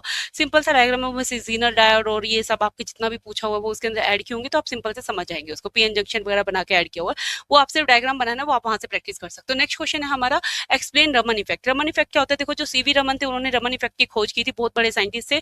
एक बार ट्रेवल कर रहे थे वो शिप के थ्रू, मतलब ओशन के थ्रू, मैंने घर पे आ रहे थे, तो उन्होंने देखा था कि पानी का कलर देखा, पानी का कलर उन्होंने क्या देखा कि ब्लू होता है। तो वो सोच में पड़ गया कि पानी का कलर ब्लू क्यों होता है, क्योंकि उससे पहले तक माना जाता था कि अगर हम कोई भी लाइट रे इंसिडेंट करते हैं, किसके ऊपर, लाइट रे अगर हम इंसिडेंट कर रहे हैं आपके कोई भी ट्रांसपेरेंट मटेरियल के अंदर, तो जो लाइट हम इंसिडेंट कर रहे हैं, मतलब मान लीजिए हमने व्हाइट लाइट की या मोनोक्रोमेटिक लाइट की, जो लाइट हम इंसिडेंट कर रहे हैं उसकी वेवलेंथ, उसकी वेवलेंथ किसकी इक्वल होगी आपकी, उसकी वेवलेंथ आपकी इक्वल हो जाएगी रिफ्लेक्ट होगी लाइट, मतलब स्केटर होगी। जैसे मान लीजिए मैंने ये लाइट इंसिडेंट की, I1 लाइट इंसिडेंट की, अब मान लेते हैं कि ये जो I2 लाइट है स्कैटर हुई है, सपोज कर लेते हैं एक बार एग्जांपल के तौर पे I2 लाइट स्कैटर होगी। अब ये कहता है इसकी जो वेवलेंथ है λ1, वो इसकी वेवलेंथ के इक्वल होगा λ2 के। अब आप कहोगे मैम ऐसा तो होता नहीं है, ये मैं आज की बात नहीं बता रही, ये मैं पहले की बात बता रही हूँ, जब सीवी रमन सर के खोज करने से पहले 1928 से पहले ये ऐसा माना जाता था। तो बाद में जब सीवी रमन सर ने खोज किया, तो मतलब रिसर्च किया, तो उन्होंने क्या बताया कि ऐसा नहीं होता। जब भी कोई पार्टिकल, जब भी आपका कोई है, मान लीजिए कोई ट्रांसपेरेंट मटेरियल है, इसके ऊपर जब आप इंसिडेंट लाइट फॉल करवाते हो, सपोज कीजिए व्हाइट लाइट फॉल करवा रहे हो, तो आपका जो ये लाइट है वो क्या होते हैं डिफरेंट कलर्स में डिवाइड हो जाएगी। मतलब ये क्या, सिर्फ ये उनका कहना ये था कि अगर इसकी वेवलेंथ λ1 है तो इन सब की वेवलेंथ λ1 के इक्वल नहीं होगी, इन सब की वेवलेंथ क्या होगी डिफरेंट डिफरेंट होगी, λ2 λ3 λ4 λ5 एंड सो ऑन, मतलब इनकी वेवलेंथ और एनर्जी क्या रहेगी डिफरेंट रहेगी। इसीलिए आपको वो स्केटिंग में व्हाइट लाइट का फिनोमेना देखने को भी मिलता है, जहां पे आप विपक्योर कलर को देखते हैं। जब हम कोई इंसिडेंट किसी ट्रांसपेरेंट मटेरियल पे लाइट को इंसिडेंट कराते हैं, तो हमारा वो क्या कर जाती है 7 कलर में डिवाइड हो जाती है, जिसको हम विपक्योर बोलते हैं, जिसको हम क्या बोलते हैं विपक्योर बोलते हैं। और इसी को क्या बोलते हैं हम रमन इफेक्ट बोलते हैं। और यही रमन इफेक्ट का आप आगे जाके इसका एक स्पेक्ट्रम बना दोगे। कैसे स्पेक्ट्रम बनाओगे, ये नंबर ऑफ लाइन्स बना लोगे, यहाँ पे आप डिफरेंट डिफरेंट कलर बता दोगे, उनकी एनर्जी बता दोगे, वो आपका क्या हो जाएगा रमन स्पेक्ट्रम हो जाएगा। अब इसने ये भी पूछा हुआ है कि जब ये ऐसा होता है तो हमें क्या मिलती है, स्टोक्स और एंटी स्टोक्स लाइन मिलती है। तो स्टोक्स और एंटी स्टोक्स लाइन होती क्या है, देखो जब भी कोई पार्टिकल, जो पार्टिकल को आप इंसिडेंट करा रहे हो, वो दूसरे पार्टिकल से जब स्ट्राइक करेगा, या तो एनर्जी लूज करेगा या एनर्जी क्या करेगा गेन करेगा। अगर वो एनर्जी लूज करता है तो वो स्टोक्स लाइन बन जाएगी, अगर वो एनर्जी गेन करता है तो वो क्या बन जाएगा आपका एंटी स्टोक लाइन बन जाएगा। इतना डिफाइन कर दो, 2 मार्क्स में बहुत है, 3 मार्क्स में बहुत सफिशिएंट है, मोर देन सफिशिएंट है, क्योंकि आपने स्पेक्ट्रम भी तो ड्रॉ कर दिया ना। अब उसके बाद नेक्स्ट क्वेश्चन की तरफ बढ़ते हैं। नेक्स्ट क्वेश्चन क्या कहता है हमारा, नेक्स्ट क्वेश्चन है हमारा, ये भी 3 मार्क्स में क्वेश्चन रहेगा। कंपेयर क्वेश्चन की एक पीडीएफ भी है मेरे पास, मैं आपको वो भी साथ के साथ खोल देती हूँ ताकि आपको कंफ्यूजन ना हो किसी भी तरह का। पार्टिकल है जिसका मास तो क्या है डिफरेंट है, बट काइनेटिक एनर्जी क्या है, दोनों की सेम है, इक्वल है kinetic energy. Find the ratio of their linear momentum and velocity. Linear momentum और वेलोसिटी का आपको क्या करना है, इसके अंदर रेशियो फाइंड करना है। अब सबको पता है कि काइनेटिक एनर्जी हमारी होती क्या है, काइनेटिक एनर्जी होती है हाफ एम वी स्क्वायर। अगर आपको याद हो तो मैंने मोमेंटम के रिलेशन में जब मोमेंटम वाला चैप्टर करवाया था तो मैंने आपको एक बात बताई थी कि मोमेंटम और काइनेटिक एनर्जी में क्या रिलेशन होता है, ध्यान है आपको। तो हम उसमें क्या करते थे, मोमेंटम की वैल्यू क्या है, एम इंटू में वी। अब हमें क्या करना है, यहाँ से मोमेंटम को लेके आना है। मोस्टली बच्चे क्या करेंगे, एम वी की जगह मोमेंटम लिख देंगे, नहीं, हमें यहाँ पे पी स्क्वायर बनाना पड़ेगा। एम से इसको मल्टीप्लाई कर दो, एम से डिवाइड कर दो, कोई इक्वेशन पे इफेक्ट पड़ा, कोई भी इफेक्ट नहीं पड़ा। पर यहाँ पे क्या बन गया, यहाँ पे अगर मैं काइनेटिक एनर्जी की बात करूँ तो वो क्या बन गई, 1/2 m square v square divide by में एम, ये बन जाएगी। आप ये एम स्क्वायर वी स्क्वायर को क्या लिख सकते हो, पी स्क्वायर लिख सकते हो, क्योंकि पी स्क्वायर क्या होगा, एम स्क्वायर वी स्क्वायर। तो मेरा यहाँ पे क्या बन जाएगा, तो मतलब बेसिकली काइनेटिक एनर्जी और मोमेंटम के बीच में रिलेशन देखूं तो मेरी काइनेटिक एनर्जी किसके इक्वल हो जाएगी, पी स्क्वायर डिवाइड बाई में 2m। ठीक है, तो अब यहाँ से इसको मल्टीप्लाई कर दो तो क्या हो जाएगा, 2m मल्टीप्लाई क्या बन जाएगा, क्या बन जाएगा, 2m multiply kinetic energy, right. ये किसकी वैल्यू है, पी स्क्वायर की, पर हमें तो वैल्यू किसकी चाहिए, पी की। तो पी की वैल्यू क्या आ गई, काइनेटिक एनर्जी मल्टीप्लाई 2m, या 2m मल्टीप्लाई काइनेटिक एनर्जी, ये p1 की, एक p की वैल्यू आ गई। सिमिलरली दूसरे p1 की वैल्यू निकालोगे। अब आपका क्या है, मास डिफरेंट है, तो एक का मास क्या ले लो, m1 ले लो, दूसरे का मास क्या हो जाएगा, p2 मोमेंटम की बात करूंगी तो हमारे पास क्या आ जाएगा, काइनेटिक एनर्जी रेशियो में क्या आ जाएगा, मल्टीप्लाई 2m2। अब आप बोलोगे मैम m2 क्यों कर दिया, सेम सेम डेरिवेशन करके m2 ले आओ। क्यों करना है हमने m2, क्यों कर रहे हैं हम, क्योंकि हमें m2 इसलिए करना पड़ रहा है क्योंकि हमें क्या लेना है, दोनों का रेशियो लेना है। ठीक है, तो अब उसके बाद क्या करना है, दोनों को डिवाइड कर दो। इसने रेशियो ऑफ मोमेंटम, अगर मैं रेशियो ऑफ मोमेंटम की बात करूं तो एक सिंपल सी बात समझिए, सिंपल से आप यहाँ पे एक बात देखिए क्या कहा है इसने, रेशियो ऑफ मोमेंटम की अगर बात कर रहा है तो कोई घबराने वाली बात नहीं है, सिंपल सी बात कही है, इसमें दोनों का रेशियो निकाल दो। अब इतना तो आप कैलकुलेट कर ही सकते हो, क्या आया, पहली काइनेटिक एनर्जी। अगर मैं इसकी बात करूं, जो हमारी P1 मोमेंटम की बात करूं तो मेरा कितना आया था, P1 मोमेंटम आया मेरा under root of 2m1 kinetic energy को के से लिख दिया। P2 की बात करूं तो मेरा कितना आया था, अंडर रूट 2m2 इंटू में अंडर रूट के। अगर आप इन दोनों को डिवाइड करते हो, क्योंकि हमें रेशियो पूछा हुआ है, डिवाइड करोगे तो ये 2 से 2 कैंसिल हो जाएगा, के से कैंसिल हो जाएगा, अंडर रूट के अंदर मतलब आप रेशनलाइज करके करोगे तो P1/P2 किसके इक्वल आ जाएगा, m1/m2 के इक्वल आ जाएगा। क्लियर, अंडर रूट के अंदर आएगा ये आपका आंसर आ जाएगा। स्केयर करके इस तरह से निकाल सकते हो, ये इसका रेशियो आ जाएगा। था ना से बिल्कुल सिंपल क्वेश्चन। ऐसा करना चाहो तो ऐसे भी लिख सकते हो, जैसे आप लिखना चाहो वैसे तो ये भी गलत है। अगर आप इस तरह से रेशियो में लिखना चाहो तो आप ऐसे भी लिख सकते हो, इसको m1 रेशियो m2। क्लियर, क्योंकि हमसे रेशियो पूछा गया है क्वेश्चन के अंदर। क्वेश्चन आ गया, ये हमसे रेशियो पूछा गया है, यहाँ पे क्वेश्चन होगा। हाँ, तो हमारे पास से पूछा गया है particles of different masses have equal kinetic energy, find the ratio of linear momentum and velocity. तो लीनियर मोमेंटम और वेलोसिटी के बीच में क्या रेशियो आएगा, P1 ratio P2 is equal to m1 divide by m2 आ जाएगा। क्लियर हुआ। क्वेश्चन देखिए क्या है आपका, dry circuit diagram to plot characteristic of a PN junction diode, forward bias, reverse bias, also draw the characteristic curve in each case। 39 question तक तो मैंने आपको डिजिटल बोर्ड पे करवा दिया। ड्यू टू टाइपिंग एरर कुछ फोटोज है वो वहाँ पे नहीं पेस्ट हो पाई है, कोई डरने वाली बात नहीं है। तो हम यहाँ से 40 से 43 3-4 क्वेश्चन बचे हैं, वो इस पीडीएफ के थ्रू कर लेते हैं। वीडियो को ज़्यादा ना लंबी करते हुए स्टार्ट करते हैं। 40th क्वेश्चन मैम आपको स्क्रीन पे दिखा देंगे, वहाँ पे स्क्रीन पे विजिबल होगा आपके 40th क्वेश्चन। तो मैं आपको क्वेश्चन पढ़ के बता देती हूँ क्या कह रहा है। Draw circuit diagram to plot the characteristic of a PN junction diode in forward bias and reverse bias. Forward bias और रिवर्स बायस का आपको क्या करना है, एक सर्किट डायग्राम बनाना है। जब हम सेमीकंडक्टर पढ़ते हैं तो ये बहुत ही इजी डायग्राम होता है। फॉरवर्ड बायस का डायग्राम देखो आपको यहाँ पे नजर आ रहा है, ये फॉरवर्ड बायस का डायग्राम इन्होंने बनाया है। और ये आपका क्या है, दूसरा आपका रिवर्स बायस का, ये आपका जो डायग्राम है वो रिवर्स बायस का बनाया हुआ है। तो दोनों में देखो क्या होता है, कैसे याद रखोगे, दोनों के डायग्राम ऑलमोस्ट सेम होते हैं। बस यहाँ पे आपको याद रखना है जंक्शन के अंदर फॉरवर्ड बायस की बात करते हैं तो पॉजिटिव टर्मिनल को हम पॉजिटिव टर्मिनल से कनेक्ट करते हैं, नेगेटिव टर्मिनल को नेगेटिव से कनेक्ट करते हैं। यहाँ पे एनोड पॉजिटिव को पॉजिटिव से और नेगेटिव एंड टर्मिनल को नेगेटिव से कनेक्ट करते हैं। कैसे याद रखोगे, फॉरवर्ड यानी आगे जाना, तो पॉजिटिव को पॉजिटिव से, नेगेटिव को नेगेटिव से कनेक्ट करना है, राइट। अब इसमें कैथोड में क्या होता है, इसमें रिवर्स हो जाता है। तो ये दोनों डायग्राम है। यहाँ पे आपका रेजिस्टेंस लगा हुआ है, वोल्ट मीटर लगा होता है, ठीक है, एमीटर लगा होता है। एमीटर आपके करंट को मेजर करने का काम आता है और वोल्ट मीटर आपको क्या करता है, वोल्टेज को मेजर करता है, रजिस्टर्स क्या करता है, करंट को लिमिट करता है। क्लियर? तो ये आपके दोनों डायग्राम है। अगर आपने थोड़ा बहुत भी इसको रीड किया है, सेमीकंडक्टर वाला चैप्टर पढ़ा है, तो आप इसको इजीली कर पाओगे। ऐसा कुछ डिफिकल्टी वाली बात नहीं है इसके अंदर। ठीक है, अब आप ये बात करते हैं मेन इसके अंदर, ये तो आप डायग्राम है आप कर ही लोगे, इसमें कोई खास बात नहीं है। अब बात करते हैं इसने इसके साथ में क्या है, कैरेक्टरिस्टिक्स को भी आपको ड्रॉ करना है। इसकी कैरेक्टरिस्टिक्स को भी इसने ड्रॉ करने के लिए कहा है। अब कैरेक्टरिस्टिक्स को जब हम ड्रॉ करते हैं तो कैरेक्टरिस्टिक्स में हमें क्या करना होता है, हमें ये दिखाना होता है कि जो लो वोल्टेज है, इस केस की मैं बात करूँ, फॉरवर्ड बायस की बात करूँ, फॉरवर्ड बायस में देखो जब लो वोल्टेज है, ये वोल्टेज का ग्राफ है, ये वोल्टेज वेरी कर रहा है, यहाँ पे करंट वेरी कर रहा है। ठीक है, अब जब आपका करंट कम था तो आपकी वोल्टेज भी कम थी, मतलब लो वोल्टेज पे करंट की वैल्यू क्या थी, लो थी। बट अगर आप यहाँ पे देखोगे ना थोड़ा सा आगे जाते हुए, जो करंट की वैल्यू है वो एकदम से इंक्रीज होगी। यहाँ पे जाके जो करंट है, यहाँ तक ठीक चल रहा था, एकदम से करंट एक्सपोनेंशियली इंक्रीज हो गया।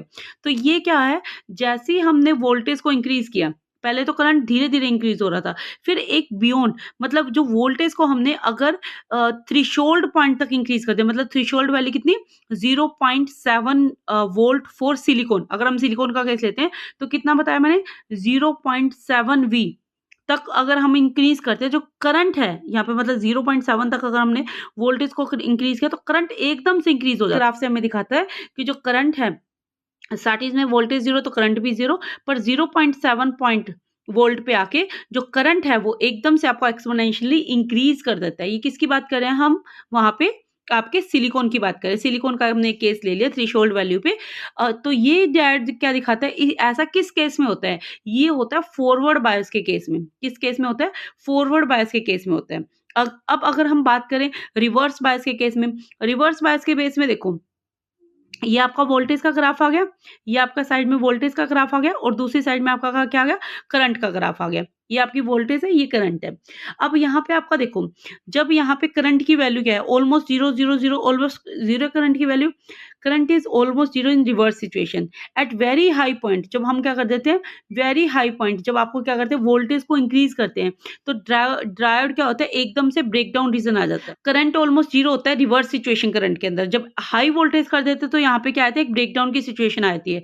इसीलिए इस ग्राफ को इस तरह से दिखाया जाए, रिवर्स करंट हो गया ना, इसके अंदर क्या होता है, जो करंट है वो रिवर्स होता है। तो यहाँ पे इस तरह सा ग्राफ आपको देखने को मिलता है। इस तरह से आपको कुछ एक्सप्लेन नहीं करना है इसके अंदर, सिर्फ ये दो डायग्राम बनाने, और ये दोनों आपको डायग्राम इस तरह से इसके अंदर प्लॉट कर दोगे। क्लियर हुआ, दोनों डायग्राम आप इसके अंदर प्लॉट कर देना।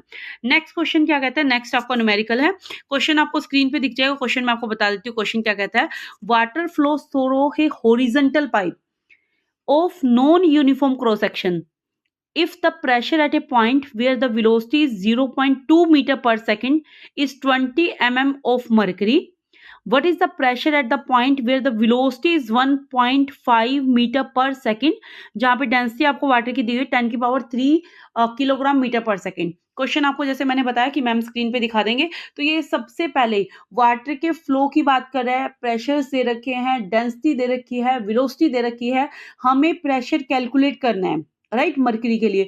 तो अब हमें क्या करना पड़ेगा, पहले ज्यादा बर्नौलीज थ्योरम की बात कर रहा है। किसकी बात कर रहा है, बर्नौलीज थ्योरम की बात कर रहा है। तो बर्नौलीज थ्योरम का यूज करो।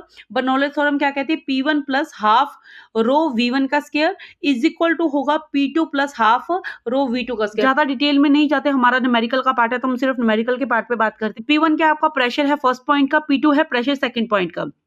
आपने बर्नौलीज थ्योरम देखी होगी, तो इस तरह से कुछ करते हैं ना, इस तरह से एक यहाँ पे पाइप होती है, इस तरह से उसका लिक्विड फ्लो को उसके अंदर कैलकुलेट करते हैं। ये कुछ न्यूमेरिकल याद है इस तरह का, तो वो वही वाली बर्नौलीज थ्योरम है। ठीक है, तो यहाँ पे P1 प्रेशर फर्स्ट पॉइंट का, P2 प्रेशर हो जाएगा सेकंड पॉइंट का। ठीक है, डेंसिटी क्या है, रो क्या होती है आपकी डेंसिटी, वो आपको बताइए कि रो क्या होती है आपकी डेंसिटी हो जाएगी। ठीक है, एट बोथ पॉइंट पे डेंसिटी ले ली, V1 क्या हो जाएगा, वो वेलोसिटी हो जाएगी फर्स्ट पॉइंट की, V2 क्या हो जाएगी, velocity of fluid of the second point.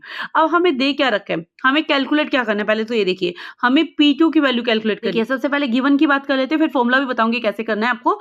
देखो गिवन क्या है, V1 वेलोसिटी दी हुई है, उसने V1 वेलोसिटी दी हुई है, क्योंकि क्या कह रहा है, if the pressure at a point where velocity 0.2 metre पर second is 20 mm of the mercury, मतलब प्रेशर P1 की वैल्यू क्या दे रखी है, 20 mm ऑफ मर्करी दे रखी है, वहां पे वेलोसिटी इसने कितनी दे रखी है, 0.2। आप क्वेश्चन पढ़ोगे ना तो आपको दिख जाएगा। अभी कह रहे हैं what is the pressure at the point, मतलब वहां पे प्रेशर क्या होगा, where the velocity is 1.5 metre पर सेकेंड, जहां पे वेलोसिटी 1.5 मीटर पर सेकेंड है। तो आप समझ गए होंगे कि एक का प्रेशर के साथ हमें वेलोसिटी दी गई है, यानी P1 के साथ हमें V1 की वैल्यू दी गई है, P2 के साथ हमें V2 की वैल्यू दी गई है, P2 की वैल्यू हमें कैलकुलेट करनी है। सिंपल सी बात है, V1 आपको ये दे रखा है, V2 आपको ये दे रखा है, P1 आपकी वैल्यू दे रखी है, रो की वैल्यू दे रखी है 1000, इसने ऑलरेडी वाटर की जो डेंसिटी है वो आपको गिवन दे रखी है कि कितनी आपकी वाटर की डेंसिटी होगी। क्लियर? तो ये सारी वैल्यूज गिवन है। अब इसको क्या कर लो, अब प्रॉब्लम क्या है, हमें जो प्रेशर है वो किसमें दे रखा है, प्रेशर की अगर मैं बात करूँ तो इसमें दे रखा है, किसमें, किलोग्राम में, डेंसिटी किसमें दे रखी है, किलोग्राम में, राइट। और जो प्रेशर है वो भी किसमें दे रखा है, हमें एमएम ऑफ मर्करी में दे रखा है, किसमें दे रखा है, एमएम ऑफ मर्करी में। इसको हमें पास्कल में कन्वर्ट करना होगा, किसमें कन्वर्ट करना होगा, पास्कल में। तो आपको पता है 1 mm ऑफ मर्करी कितने पास्कल के इक्वल होता है, 133.3 पास्कल के कन्वर्ट होता है। तो अब हमें कितना दे रखा है, 20, तो 1 किसके इक्वल होता है, इतने के, तो 20 कितने के इक्वल होगा, 20 को इससे मल्टीप्लाई कर दो, कितना आ गया, 2666 पास्कल आ जाएगा। क्लियर? ये तो जनरल कैलकुलेशन है, इसको तो आप सोल्व कर ही सकते हो। तो P1 की वैल्यू हमारे पास क्या मिल गई, तो बेसिकली P1 की वैल्यू हमारे पास आ गई इतनी, 2666 पास्कल। अब सारी वैल्यूज को जस्ट कुछ नहीं करना, आपने पुट करना है, ये वही इक्वेशन है कि P2 की वैल्यू यहाँ से निकाल रहा है। देखो ये इक्वेशन थी हमारे पास, ये इक्वेशन थी, राइट। अब यहाँ पे इसको एज इट इज रखा, P2 को इधर लाके माइनस कर दिया। P2 की वैल्यू जब कैलकुलेट करेगा, P1 एज इट इज 1/2, ये एज इट इज, यहाँ से 1/2 रो और 1/2 रो कॉमन ले लिया, तो अंदर क्या बच गया, V1 का स्क्वायर माइनस V2 का स्क्वायर। अब आपके पास फाइनल इक्वेशन ये आ गई, अब आपके पास फाइनल इक्वेशन ये आ गई, वैल्यूज आपको गिवन है, फाइनल इक्वेशन मिल गई, कैलकुलेशन आप कर सकते हो। P2 क्या है, नहीं पता, निकालना है। P1 क्या है, 2666, 1/2 का 1/2, रो की वैल्यू कितनी है, 1000, V1 की वैल्यू कितनी है, 0.2, V2 की वैल्यू कितनी है, 1.5, 0.2 का स्क्वायर कर दो, 1.5 का स्क्वायर कर दो, दोनों को सब्ट्रैक्ट कर दो, 1000 से मल्टीप्लाई कर दो, मल्टीप्लाई 1/2, सारा का सोल्व करके आपका आंसर आ जाएगा। मैंने यहाँ पे फिर भी सोल्व कर रखा है आपके लिए, आप स्क्रीनशॉट ले लेना, मैं अभी इतनी कैलकुलेशन आपको यहाँ पे नहीं बताने वाली। देखो ये मैंने सोल्व कर दिया यहाँ पे, ये पूरा कैलकुलेट करके प्लस माइनस करके आपका जो टोटल आंसर, आप स्क्रीनशॉट ले लेना, मैं आपको टोटल आंसर है ये कैलकुलेशन क्योंकि आप कर सकते हो तो आपका अप्रोक्सीमेटली ये आंसर आ जाएगा। बेसिकली आपका आंसर किसमें आएगा, पास्कल में निकल के आएगा। कितना पास्कल आएगा, 1561 पास्कल आ गया। अब आपको इसको किस में करना है वापिस, अगर एमएम ऑफ मर्करी में कन्वर्ट करें, एमएम ऑफ मर्करी में कन्वर्ट करना है तो वापस 133.3 से डिवाइड कर दो। अभी ये मैंने आपको, ये कहाँ से आया, मैंने बताया था 1 mm of mercury, 1 mm of mercury किसके इक्वल होता है आपका, 133.3 के इक्वल होता है, इसलिए आपको इसके लास्ट में उससे कन्वर्ट कर दिया। क्लियर? सिंपल था न्यूमेरिकल, आप एक बार अपने नोटबुक पे करो, आपको बिल्कुल इजीली से समझ आ जाएगा। क्लियर? अब उसके बाद नेक्स्ट क्वेश्चन देखिए, नेक्स्ट क्वेश्चन मैम स्क्रीन पे दिखाएंगे, मैं आपको बता रही हूँ। नेक्स्ट क्वेश्चन है define the terms work, work को डिफाइन करना है, एनर्जी, एनर्जी को डिफाइन करना है, एंड पावर, पावर को डिफाइन करना है। गिव देयर एसआई यूनिट, आपको इनकी एसआई यूनिट भी बतानी है। Give 2 events in which force acts on a body and the body moves but no mechanical work is done। ये बहुत अच्छे थे, वर्क वाले चैप्टर में मैंने आपको बहुत अच्छे से करवाया हुआ है। देखिए जो बच्चे कहते हैं ना वर्क में से क्वेश्चन नहीं आता, वर्क वाला चैप्टर तो ऐसे पढ़ के मत जाओ, देखो पूरा का पूरा क्वेश्चन, मतलब 5 नंबर का क्वेश्चन आया हुआ है और इतना सिंपल क्वेश्चन है, मैं कहूँ जिसने वर्क वाला चैप्टर स्टार्ट भी किया ना उसको भी आंसर आता है। क्योंकि पहला क्वेश्चन जब हम वर्क वाला चैप्टर स्टार्ट करते हैं तो हम पहला यही डिफाइन करते हैं, वर्क डन क्या होता है, positive work done, negative work done, उसके एग्जांपल, फिर एनर्जी और पावर को। तो वही पूछा हुआ है इसने। देखो वर्क डन क्या होता है, work is said to be done when a force acts on a body and causes displacement in the direction of force. Simple definition लिख दी। वर्क क्या होता है, जब भी हम किसी बॉडी के ऊपर फोर्स लगाते हैं, ठीक है, और वो फोर्स लगाने से वो बॉडी मूव कर जाए तो हम उसको क्या कहते हैं, वर्क डन कहते हैं। जैसे वर्क क्या होता है हमारा, फोर्स इंटू में डिस्प्लेसमेंट, यही होता है, फोर्स इंटू में डिस्प्लेसमेंट। अब मैंने क्या किया, कोई बॉडी थी, ठीक है, कोई बॉडी थी, यहाँ पे ये बॉडी थी, अब मैंने इसको इस डायरेक्शन में फोर्स लगाया, मैंने क्या किया, इस डायरेक्शन में फोर्स लगाया, अब ये बॉडी क्या हो गई, थोड़ा आगे मूव कर गई, आगे चली गई, तो इसके अंदर क्या होगा, डिस्प्लेसमेंट हो गया। इसी के फोर्स और डिस्प्लेसमेंट के मल्टीप्लिकेशन को हम वर्क कहते हैं, है ना, सिंपल। अब इसकी ऐसा यूनिट क्या होती है, जूल, वो तो हमें पता ही है, ऐसा यूनिट क्या होती है, जूल। अब सेकंड भी इसने क्या पूछा, एनर्जी। एनर्जी क्या होता है, काम करने की क्षमता, कार्य की क्षमता, यानी कि capacity of doing work. Capacity of doing क्या, वर्क क्या हो जाएगी, एनर्जी। इसकी ऐसे यूनिट भी क्या होती है, जूल होती है। अब नेक्स्ट क्या पूछा हुआ इसने, पावर।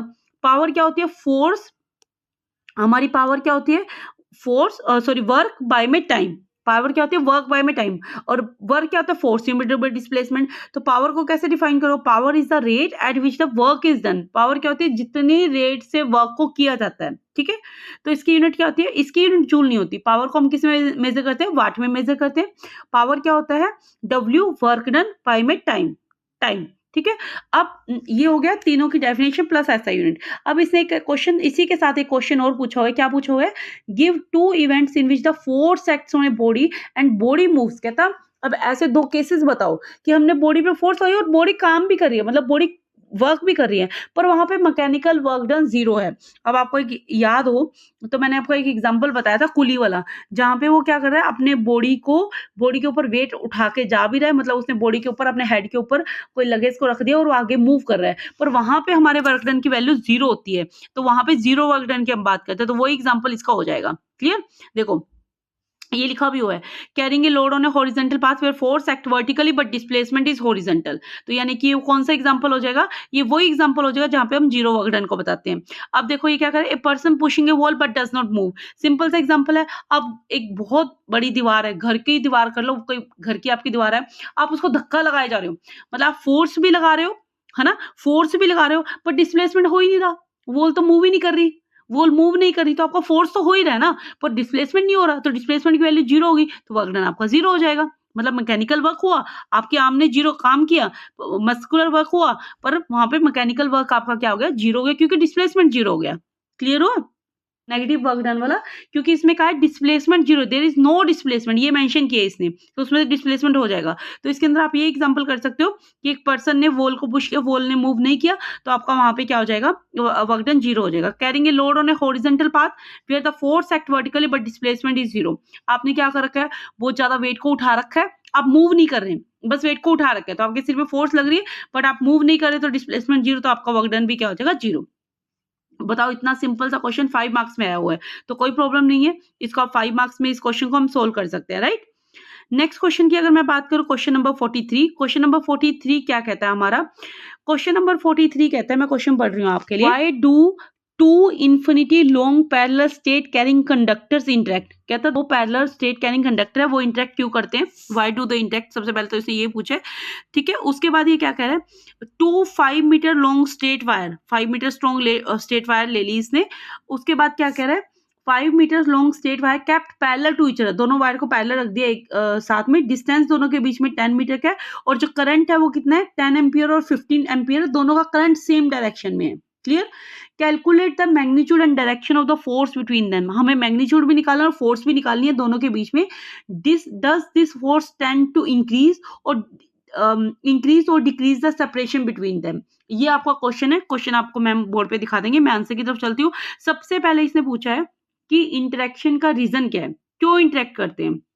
देखो, रीजन ऑफ इंटरेक्शन आपको इसी तरह से लिखना है जैसे मैंने आपको क्वेश्चन लिख के दिखाया, क्योंकि इसी तरह से 5 मार्क्स में पॉइंट टू पॉइंट क्वेश्चन आपको आंसर मिलेंगे, आपने पूरा टॉपिक एक्सप्लेन नहीं करना।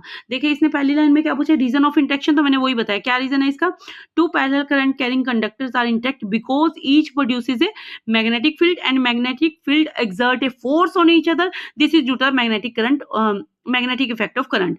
देखो क्यों इंटरेक्ट करते हैं, इसका क्वेश्चन था क्यों इंटरेक्ट करते हैं। 2 पैरेलल कैरिंग कंडक्टर इंटरेक्ट इसलिए करते हैं क्योंकि जब उनको मैग्नेटिक फील्ड के अंदर रखा जाता है तो उसके ऊपर मैग्नेटिक फोर्स लगती है, मैग्नेटिक फोर्स की वजह से वहां पे अट्रैक्शन होती है, जिसकी वजह से वो क्या करते हैं, आपस में इंटरेक्ट करते हैं। क्लियर, सिंपल सी बात थी। नेक्स्ट इसने अपने को क्या है, फोर्स कैलकुलेट करने की बात की है। फोर्स के अंदर इसने क्या रखा है, फोर्स कहाँ पे कैलकुलेट करनी है, हम 2 पैरेलल कैरिंग कंडक्टर है वहां पे हमने फोर्स कैलकुलेट करनी है। तो वहां पे हमें फोर्स का फॉर्मूला हमें याद है, क्या दे रखा है, new note I1 I2 L by में 2 पाई आर, ये फॉर्मूला होता है, हमने जिसने पढ़ा हुआ है फोर्स कैरिंग कंडक्टर उसको याद होगा। यहाँ पे फोर्स क्या, 2 वायर्स के बीच में लगने वाली फोर्स है, I1 क्या फर्स्ट वायर का करंट, I2 क्या सेकंड वायर का करंट, R दोनों के बीच का डिस्टेंस हो जाएगा, L क्या हो जाएगी, लेंथ होगी। क्लियर, और न्यू क्या, परमेबिलिटी ऑफ फोर्स, ये तो सबको पता ही है, ये तो आपको याद होगा, परमेबिलिटी ऑफ फोर्स। तो अब न्यू की वैल्यू कितनी दे रखी है आपको, न्यू की वैल्यू कितनी होती है हमें पता ही है, 4 पाई इंटू 10 की पावर -7 होती है। I1 करंट की वैल्यू हमें दे रखी है, करंट की वैल्यू दे रखी है हमें 10, I2 की वैल्यू 15 दे रखी है, लेंथ 5 mm दे रखी है। तो ऑब्वियस सी बात है उसको किस में कन्वर्ट करना पड़ेगा, मीटर में, क्योंकि हम सारी जगह मीटर की बात कर रहे हैं ना, तो मीटर में कन्वर्ट कर दिया तो कितना आ जाएगा, 5 इंटू 10 की पावर 3 मीटर। डिस्टेंस किस में दे रखा है, सेंटीमीटर में, फिर मीटर में कन्वर्ट करना पड़ेगा, 0.3 मीटर आ जाएगा। बाकी तो सारी वैल्यू को पुट करना है। कैसे वैल्यू पुट करोगे, देखो फॉर्मूला न्यू नोट, फॉर्मूला क्या है, न्यू नोट की वैल्यू कितनी होती है, 4 पाई 10 की पावर -7, वही मैंने पुट किया, 4 पाई 10 की पावर -7। फिर उसके बाद क्या, I1 की वैल्यू 10 पुट कर दिया, I2 15 पुट कर दिया, L की वैल्यू कितनी है हमारे पास, 5 mm थी, सेंटीमीटर में कन्वर्ट किया था, 5 × 10 की पावर 3। नीचे क्या था, 2 पाई R, 2 पाई की वैल्यू कितनी होगी, 2 पाई होगी, R की वैल्यू कितनी दे रखी है, 0.3, क्योंकि सेंटीमीटर में दे रखी है, मीटर में कन्वर्ट कर लिया, पाई से पाई कैंसिल हो गया, क्लियर। अब 2 को 4 से कैंसिल मत करो, कॉम्प्लिकेशन हो जाएगी कैलकुलेशन में। क्या करना है हमें, यहाँ पे हमने 2 को 4 से कैलकुलेट नहीं करना, हमने क्या किया, इसको क्या कर दिया, पाई से पाई को यहाँ पे कैंसिल कर दिया। अब आपने क्या किया, इन सबको मल्टीप्लाई कर दिया, 15 × 5 75, 75 मल्टीप्लाई दिस 750, अब आपका क्या आ जाएगा, 750 तो ये आ गया, 4 × 750, और ये 10 की पावर -7 एज इट इज रख दी, ठीक है, मल्टीप्लाई 10 की पावर -3 एज इट इज रखा, डिवाइड बाई क्या आएगा, 0.6, क्लियर। अब आपने क्या करना है, 750 को इससे मल्टीप्लाई करो, कितना आ जाएगा, 3000 डिवाइड बाय क्या आ गया, 3000, यहाँ पे मैं 1000 डिवाइड बाय क्या आ गया, 6 कर देती हूँ मैं, 6। अब आप कहोगे मैडम 0/6 से कोई नहीं, ऊपर एक 10 कर देते हैं, इसको इससे काटेंगे, 5 आ गया, ठीक है। अब हमारे पास क्या है, 3 पॉजिटिव जीरो बच गई, 2 इसकी बच गई और 1 इसकी बच गई, 3 पॉजिटिव जीरो ऊपर बच गई और 3 नेगेटिव ऑलरेडी ऊपर है, तो ये पॉजिटिव नेगेटिव जीरो कैंसिल हो जाएगी, तो बचा क्या, 10 की पावर -7, तो हमारा आंसर क्या आ गया, 5 × 10 की पावर -7 न्यूटन आ जाएगा। तो थोड़ी सी कैलकुलेशन आप खुद भी कर लीजिएगा, इतनी डिटेल कैलकुलेशन वैसे मैंने अभी आपको बता दी है। आई होप आपको ये क्वेश्चन पेपर अच्छे से क्लियर हुआ होगा। तो इसी के साथ हम अपनी वीडियो को एंड करते हैं, और नेक्स्ट आपकी जो इंपॉर्टेंट क्वेश्चन की वीडियो रहेगी वो भी हम जल्द से जल्द अपलोड करेंगे, उसको परचेज कर सकते हैं। Thank you, have a nice day.